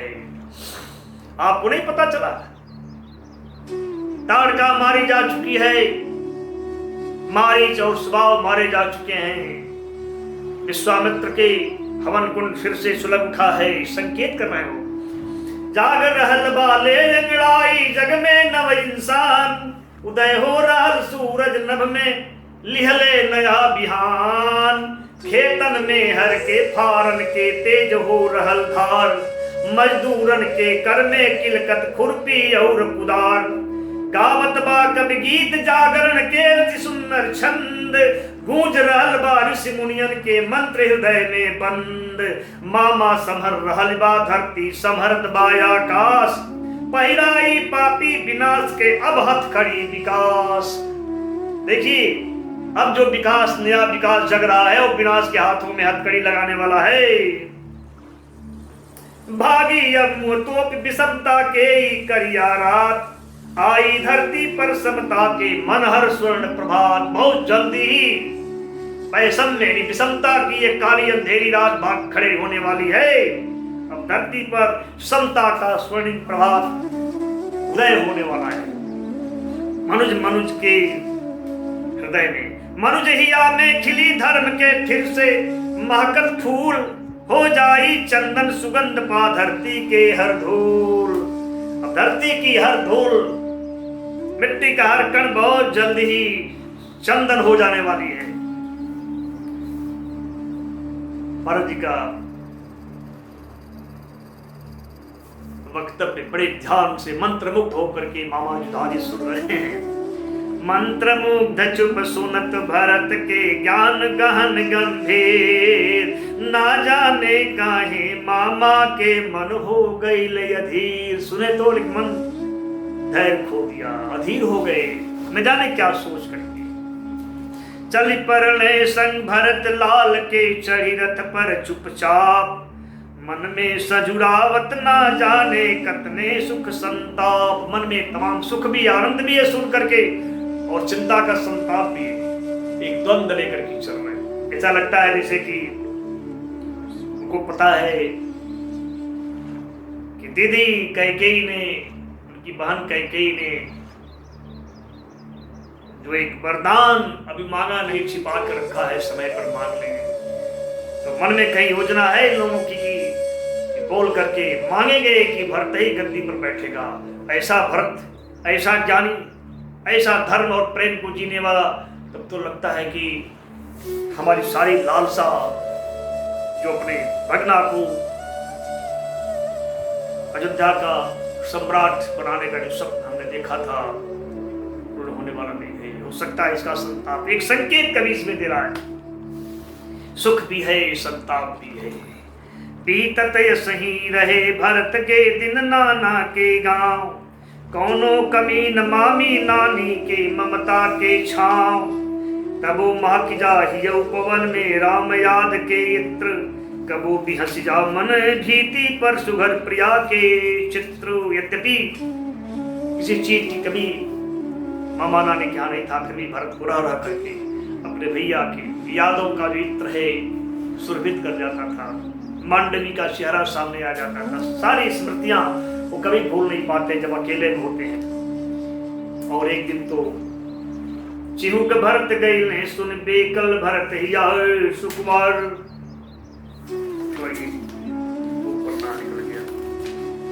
तो मांडवी और प्रभु श्री राम की स्मृतियों के साथ साथ माँ पिता का भी, उनकी भी स्मृति और स्मरण हो आता है। कबो पिता माँ के सुधिजन के शीतल सुखद समीर, नाजुक हिया सुमंतर के छू कर जाय अधिक यधीर। मनहर के कई देश प्रकृति यापन करे सिंगार, श्रद्धा समर हसे मन के करना ले चले उड़ार। लागे जैसे सुभराई कर अनुपम रूप सिंगार, साँझ सुबह जग के ऐना में हंसी हंसी रहे निहार। कई कई राज कितना सुंदर है उसका वर्णन इसमें हो रहा है। धरती जैसे मायन पूर्णा धैले खुदे शरीर, पालत पोषती रहे प्रजा के हरती रहे दुख पीर। नृपयानों के भरल रहे रुख संपत्ति से भंडार, नृपयानों के भरल रहे सुख संपत्ति से भंडार। सुखी चतुर नर दीन दुखी ना के मूढ़ गंवार, कर्म बोध जन जन में घर घर शिक्षा के उजियार। कौनो कमी अभाव शोक के दिक्कत न कहीं अनार। इतना दिव्य मामा और नाना श्री का साम्राज्य था। चारों ओर धरा पर गूंजत भूपति के जयकार, राजा दे सम्मान प्रजा के प्रजो करे सत्कार। एक दिन कहले भूप भरत से हमें भर के प्यार। फिर अचानक एक दिन यहां से थोड़ा एक कथा आपको सुनने को मिलेगी। कैकेयी की कथा प्रसंग को भी एक मोड़ देगी। अकेले में एक दिन भरत के साथ बैठे हुए उनके नाना बड़े प्यार से कहते हैं, तात पता लागत बाटे न यवा जिया तुहार। हे पुत्र, तुम्हारा जी मन यहाँ लगता है ना, यानी तुम बोर तो नहीं हो रहे हो, निरस तो नहीं लग रहा है यहाँ पर तुम्हारे लिए कुछ। शादी ब्याह भइल पढ़ लिख के भइल सुखर जवान, तुम्हारा भी शादी ब्याह तुम दोनों भाइयों का हो गया, पढ़ लिख करके तुम लोग भी नौजवान हो गए हो। देखिए कैसे भूमिका बात रहे। करे के चाहिए अब तुहरों के कुछ आगे के ध्यान, इसीलिए अब तुम बच्चे नहीं हो, इससे तुम्हें भी अब आगे का भी कुछ सोचना चाहिए, कुछ अपने भविष्य के बारे में भी ख्याल करना चाहिए। खुल करके नहीं, धीरे धीरे अपनी बात करना चाह रहे हैं। का बाहाल तात राजा के काऊ करे विचार। महाराज दशरथ यानी आपके पिताश्री का क्या हाल है, क्या विचार कर रहे हैं? मां कुछ पता कि के दिए राज अवध सरकार। आ गए अपने सही बात पर। कुछ पता है कि महाराज दशरथ राज किसको देने वाले थे? बस एक बात तो दशरथ पुत्र श्री भरत के लिए एक विप्लव की तरह था। चिहुक भरत गई ने आश्चर्यचकित हो गए और जग भी चिहुक भरत गई ने सुन बेकल भइल हिया सुकुवार, घूस गइल हर शब्द जिया में बन संदेह कटार। एक संशय के तलवार की तरह उनके हृदय में नाना के शब्द प्रश्न करके जैसे उनके हृदय को विदीर्ण कर गए। कहले रहा नहीं गया। भरत ने कहा, कहले राम जेठ भाइन में बुद्धि बल गुण घर धीर, पर न समझली नाना हम रौरा कहला के ही। हे मामा सॉरी हे नाना, भैया राम हमारे भाइयों में सबसे ज्येष्ठ है, बुद्धि बल और गुणों के भंडार हैं, धाम हैं। लेकिन हे नाना जी, मैं आपके कथन का मर्म नहीं समझा। कहना क्या चाहते? नाना श्री बिल्कुल खोल के कहा देते हैं, तात हे तात तब के बात रहे जब नाती माई तोर कुमार, तब के बात है पिता। ये तब की बात है जब तुम्हारी माँ अभी कुमारी थी, शादी नहीं हुआ था। ये तुम्हें मालूम नहीं, ये किसी को नहीं मालूम। ये मैं ही जानता हूं, मेरा परिवार जानता है, इसलिए मैं तुम्हें बता रहा हूं, क्योंकि तुम्हारे लिए जानना बहुत जरूरी है। तब के बात रहे जब नाती माई तोर कुमारी, शोभा सिंधु वीर गुनियागर बारी उमर सुकुवारी। बारी उमर अभी बारी थी, बड़ी कोमल थी, शोभा की समुद्र थी, वीर थी और गुणों की यागार थी, धाम थी, सर्वगुण संपन्न थी तुम्हारी माँ। और मेरी बेटी कैकेयी पहले मांग बूढ़ निप दशरथ सुनते कर बड़वारी, तो परले मांगी बूढ़ निप दशरथ सुन दे कर बड़वार, दे दी हनी निज सुता शर्त रखी कुसमय अपन विचार। लेकिन जब उसके सर्वगुण संपन्नता की खबर महाराज दशरथ को मिली, हे पुत्र, महाराज दशरथ स्वयं आकर के और मुझसे तुम्हारी मां को मांग बैठे और मैं मजबूर हो गया, क्योंकि महाराज दशरथ का विरोध करने की सामर्थ्य इस त्रैलोक में किसी के पास नहीं थी। इंद्र भी उनके बल का आश्रय ग्रहण करके ही दैत्यों से युद्ध लड़ा करते थे, ऐसा तुलसी ने संकेत किया है। ऐसे प्रतापी थे महाराज दशरथ। इसीलिए भरत के नाना से कह रहा कि जब उन्होंने कैकेयी को माना तो मैं नहीं कर सका, लेकिन एक शर्त के साथ मैंने उनकी बात मान ली और अपनी पुत्री को उन्हें सौंप दिया। क्या शर्त थी? शर्त रहे बेटी से हमरे जे होई संतान, बनी उहे युवराज अवध के राजो लिहले मान। मेरी बेटी से जो संतान उत्पन्न होगी वही अयोध्या का सम्राट बनेगा।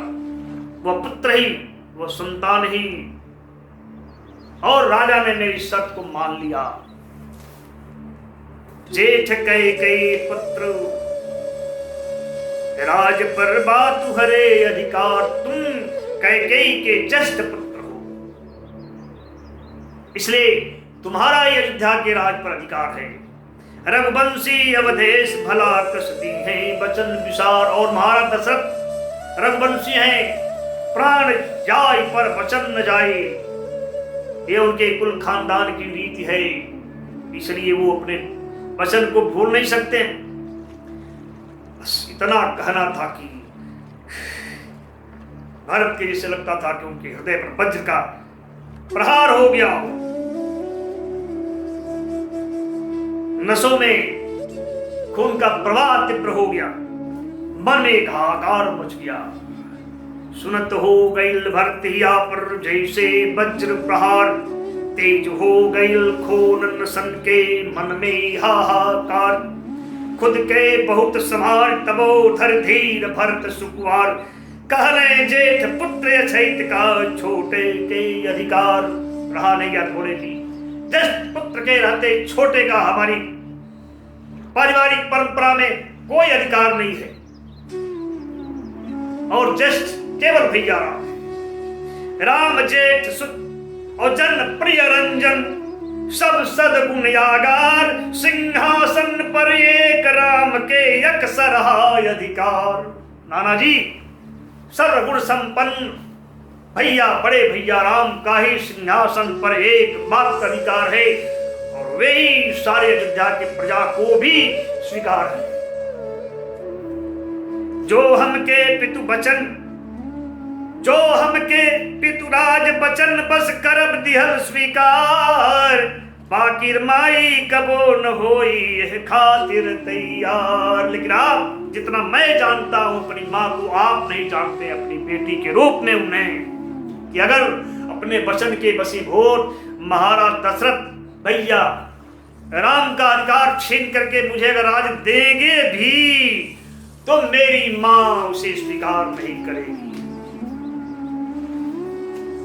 जबले मन में प्राण तनाइल ना शासन के डोर, जबले मन में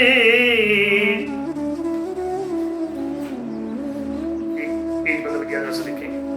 और फिर आगे वो कहते हैं कि माँ तैयार नहीं होगी और हमसे अधिका सदा राम पर माँ के लाड़ दुलार। और माँ का भी हमसे अधिका सदा राम पर। माँ कैकेयी का लाड़ दुलार अगर सबसे ज्यादा, यानी हमसे भी ज्यादा अगर किसी पर है तो केवल राम पर है। हमसे अधिका सदा राम पर माँ के लाड़ दुलार, रामों के बा माई पर निज माँ से अधिका प्यार। और राम का भी अपनी माँ से ज्यादा मेरी माँ से प्रेम है। छिपल न बासे राम या भरत के प्राण दूधे। माँ से यह छिपा भी नहीं है कि राम और भरत शरीर दो अवश्य है, लेकिन दोनों का प्राण एक ही है। छिपल नमा से राम या भरत एक प्राण दूधे, बिना राम के भरत की जैसे बिन पानी के में। राम भरत के लड़काई के जाने जे संबंध, कबो न हो पाई उमाई पुत्र मोह में अंध। और माँ बचपन से ही राम और प्रेम, भरत का प्रेम कैसा है जानती है, इसलिए वो पुत्र के मोह में अंधी नहीं हो सकती। ये मुझे पूरा विश्वास है। राम ने है रकुल मर जादा पद पंकज प्यार, सोच छिपावल जे हमसे निज ब्याह शर्त दुख भार। और माँ कैकेयी को, हे नाना जी नहीं जानते हैं आप जितना मैं जानता हूं अपनी माँ को। राम का प्रेम, रकुल की मर्यादा और अपने पति दशरथ के चरणों में उनका जो प्रेम है, इसी को तो सोच करके शायद मां कैकेयी ने आज तक अपनी शर्त को मुझसे छिपा करके रखा है, हम लोगों के सामने उजागर नहीं किया। त्याग तपस्या के जे मूरत, जाने निज सुत मर्म, कैसे भुला सकी आखिर जे वो कर का धर्म। जो त्याग और तपस्या की सजीव मूर्ति है ऐसी मां कैकेयी, और जो राम के प्रति अपने पुत्र के प्रेम के मर्म को जानती है, ऐसी मां अपने धर्म के प्रति अंधी कैसे हो सकती है। कैसे वो भैया जेठ बड़े भाई राम का अधिकार उस राजगद्दी पर है, इसके प्रति मां कैकेयी का कर्म क्या है, उनका धर्म क्या है, का कर्तव्य क्या है, खूब बढ़िया से जानती है और उसे भूल नहीं सकती। धरती भले उलट जा अंबर रज में टूट समाए, मुझे विश्वास है कि धरती भले उलट पुलट हो जाए, आकाश टूट करके धूल में मिट जाए, बाकी कबो न नाना जग में माँ हो सके कुमाए। लेकिन हे नाना, इस संसार में माता कभी कुमाता नहीं हो सकती है। अगर भुला निज धर्म गड़ौली वो ये धर्म पर टेक, हो जाई करिया यावे वाला जुग के हर पृष्ठ। अगर वो अपने धर्म को भूल करके अधर्म पर आग गड़ा देती है तो हे नाना याद रखिएगा, आवे वाला यानी आने वाले युग का हर पृष्ठ काला हो जाएगा। माँ के ममता में कलंक मर दी, माँ के दुष्कर्म, माँ का दुष्कर्म ही माँ की ममता में कलंक मर देगा। माँ के हाथे हो जाई माँ के विनाश निर्धर्म, माँ के हाथों ही माँ के अपने धर्म का विनाश हो जाएगा। नैहर सासुर दोनों कुल के डूब चली जस चान, जग थूकी कोसी गरियाई नादी आदर मान। और नैहर और सासुर यानी अयोध्या और आपका एक कुल, दोनों ही कुल का जो यश चंद्र है यानी जस रूपी चंद्रमा है वो कलंकित हो जाएगा। सारा संसार मां कैकेयी पर थूकेगा, उसे कोसेगा, उसे गाली देगा, उसे कहीं कोई सम्मान आदर प्राप्त नहीं होगा। तबो सखी के छीनी राम से उनकर निजी अधिकार, अजमले धधकती में हमरे राम प्रेम अंगार। इसके बावजूद भी भैया श्री राम का अधिकार संसार में कोई नहीं छीन सकता है जब तक इस नुज भरत के भीतर राम और प्रेम की आग धधक रही है।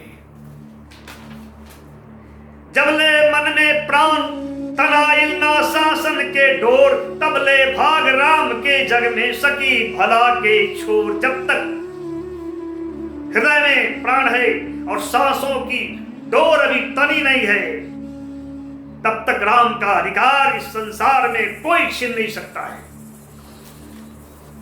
भरत ये गर्जना सुन करके चारों तरफ सन्नाटा छा जाता है। सुनत छा गई मरघट जैसन सन्नाटा चहुओर, मथे लगल उठी भरत हिया में कतने ज्वार हिलोर। लेकिन भरत के हृदय में चिंताओं का ज्वार हिलोर लेने लगा।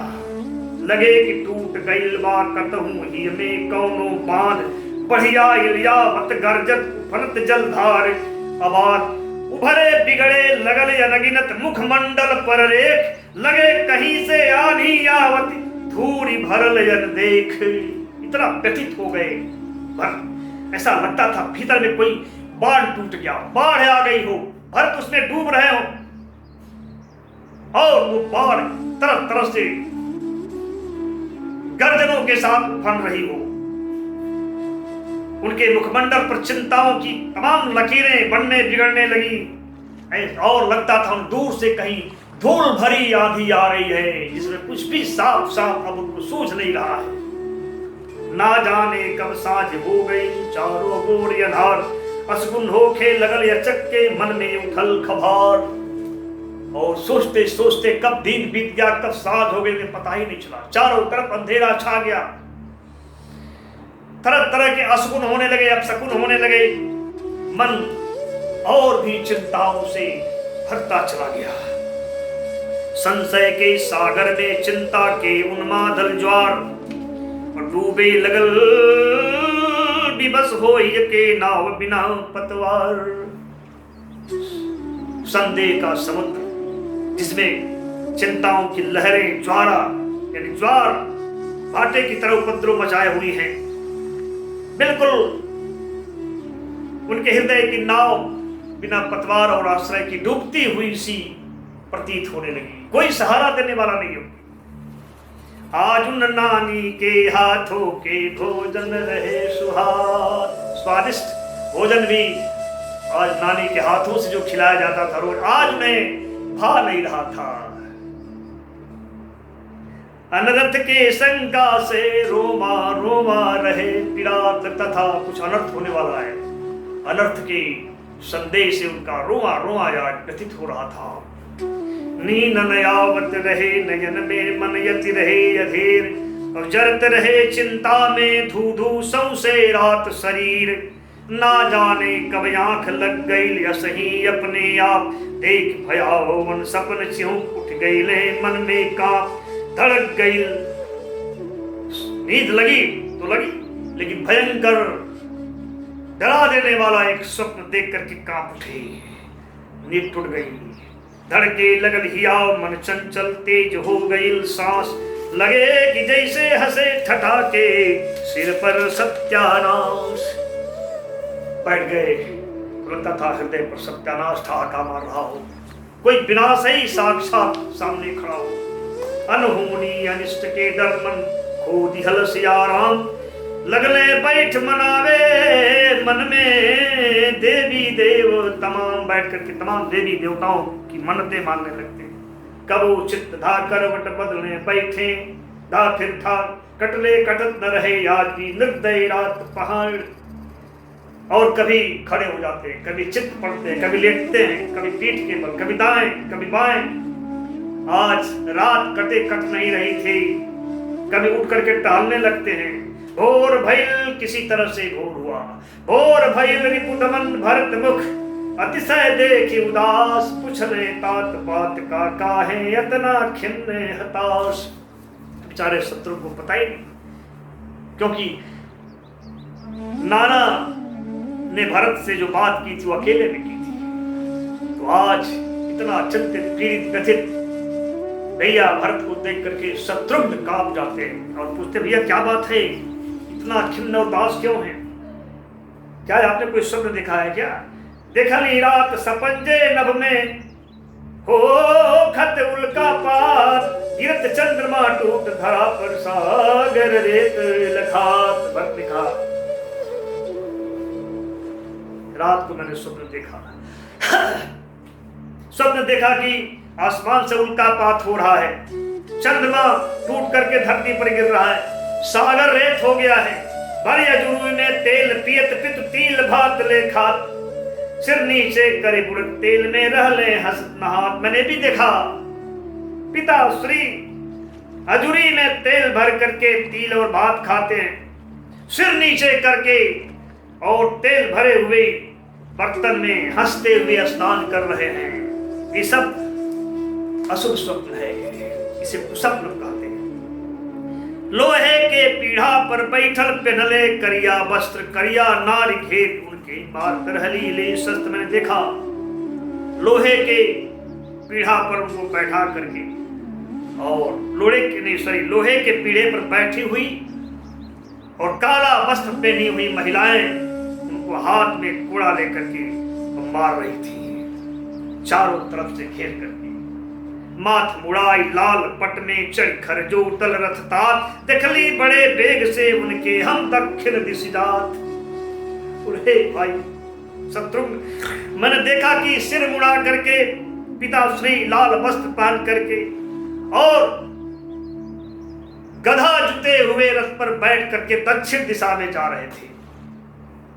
असगुनतात विचार साँझ के और रात कुसपन निहार, लगे कि जैसे छोड़ पिताजी चल गए नए संसार। ए भाई, रात जो अब सगुन हुआ था संध्या के समय और रात में मैंने जो एक शब्द देखा है, इससे प्रतीत हो रहा है कि शायद पिताजी हम लोगों का साथ छोड़ करके धरती से चले गए। लगता है पिताजी अब नहीं रहे। सुने रख दिहले सहम रिपुदमन, भरत ओठ पर हाथ, नाता नाना तात कहीं ऐसन मत सब हो चली अनाथ। सुन करके घबरा जाते हैं, सब तो उनके ओठों पर हाथ रख देते हैं, कहते भैया ऐसा मत कहिए, अन्यथा सभी अनाथ हो जाएंगे। सपना भइल भला बा सच कब चिंता करी न तात, पर न भरत ही के दे पौलस, पर न भरत ही के दे पौलस, उनके के ढाढ़स उनकर बात। पर भरत ने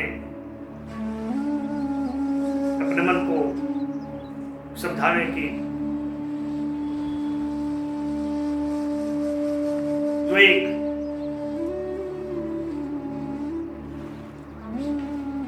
संवेदना पाई थी अपने शत्रु से, उसे तृप्त नहीं हुआ, उनका संतुष्ट नहीं हुआ। बहुत समझाने की कोशिश की, भैया सत्य कहा, सत्य हुआ है, आज तक सत्य सत्य नहीं। लेकिन भरत का मन शांत नहीं होता है, लगले बिनवे वो शंकर के, हे महेश त्रिपुरार, हे गौरी पति औढ़ धानी, आशुतोष कामार। प्रभु श्री महादेव जी का चिंतन करते हैं, स्मरण करते हैं, प्रार्थना करने लगते हैं। लगले बिनवे वो शंकर के, हे महेश त्रिपुरार, हे गौरी पति औढ़ धानी, आशुतोष कामार। महादेव कैलाश निवासी, बसा पहले असवार, नीलकंठ गंगाधर ससधर, गरमुंडन के हार। हे भूतेश, हे भूतेश सब शिव भोला, करी दया के दान, दीपित महा गुरु बंधु प्रजा के नाथ, कुशल वरदान। इतना करने के बाद कहते, हे प्रभु दया का दान दीजिए, माता पिता गुरु भाई बंधु सबको कुशल रखिए, इसी का वरदान दीजिए। तबले लौकल दूत अवध से आवत उनकी ओर। बैठे हुए हैं बाहर, तब तक दूर से देख लिए कि अयोध्या का कोई दूत रथ से आ रहा है। अब तो उनकी हृदय में व्यथा, जो चिंताएं अब तक थी वो विश्वास में परिवर्तित होने लगी। तबले लौकल दूत अवध से आवत उनकी ओर, लगते के उठ पर भरत ही चिंता और सिंधु हिलोर। फिर से चिंताओं का समुद्र के हृदय में उफन पड़ा। बड़ी अधीर पूछे लगने, दौड़े, दौड़ करके जा करके अधीर व्याकुल होकर के पूछ पड़ते हैं, दूत अवध के हाल कहो, अयोध्या का क्या हाल है हे दूत। बड़ी अधीर पूछने कह, दूत अवध के हाल, कैसे बानी पिता यम्ब गुरु बंधु प्रजा यही काल। इस समय माता पिता गुरुदेव भाई और प्रजा कैसी है, जल्दी मुझे बताओ। बात कवंजे यहाँ तोरे, आगमन अचक्के आज। क्या बात है, आज तुम्हारा यहाँ अकस्मात आगमन हो गया, बिना किसी पूर्व सूचना के तुम कैसे आ गए, क्या बात है। करी प्रणाम कई परल दूत, चिंता के नाथन काज। प्रणाम करके दूत भरत से कहता है, हे नाथ चिंता करने की कोई बात नहीं है। छिपाता है, बात तो चिंता करने की थी ही लेकिन छिपा लेता है, यही हमारी परंपरा है। क्योंकि बोलने से ये तो ऐसे ही चिंतित हो जाएंगे, भी दूर की यात्रा है, इतनी सारी पीड़ाओं व्यथाओं और पिता के मौत की सूचना सुनकर के कहाँ संभल पाएंगे कोमल चित्त भरत। इसलिए दूत असली बात छिपा लेता हो, कहता है, हे प्रभु हे नाथ चिंता करने की कोई बात नहीं है। गुरु वशिष्ठ की आज्ञा से अली हवाई हबेर, चली तुरंत दोनों भाई अचको ना करी अबेर। हमें गुरु वशिष्ठ ने आज्ञा दिया है कि दोनों भाई को लेकर के आओ, इसलिए आप लोग देर मत करें, बस चलें। फिर कहलस जा दूत यशोपत से गुरु के संदेश, सुन के भूप विचार हिया में निज दे दिहले आदेश। फिर दूत जा करके अश्वपति को वशिष्ठ का जब आदेश सुनाता है तो कुछ विचार करके भरत के नानाश्वपति ने भी इन्हें जाने का आदेश दे दिया। तो पाया ज्ञान नाना के सानुज चलने भरत अधीर, बार बार ही हमें अपने शिव गौरी गणेश सुमीर। आदेश प्राप्त करके हृदय में गौरी गणेश शिव को प्रणाम करते हुए अपने अयोध्या और वहाँ के वासियों के माता पिता सबके कुशल की कामना करते हुए वहाँ से प्रस्थान कर जाते हैं। तो आज के इस 8वें सर्ग में बस इतना ही। अब यहीं से प्रभु श्री राम के अनन्य प्रिय भरत के दिव्य चित्त का विकास और प्रकाश हम लोग देखेंगे। तब तक के लिए हम आज के इस रामायण पाठ के सत्र को यहीं विश्राम देते हैं और कल पुनः हम 9वें सर्ग से भरत के दिव्य चित्र को देखेंगे, माँ कैकेयी के दिव्य चित्र को देखेंगे। तब तक एक बार पुनः आप सभी को बहुत बहुत प्रणाम, आप सभी को नमस्कार, आप सभी का आभार। जय श्री राम।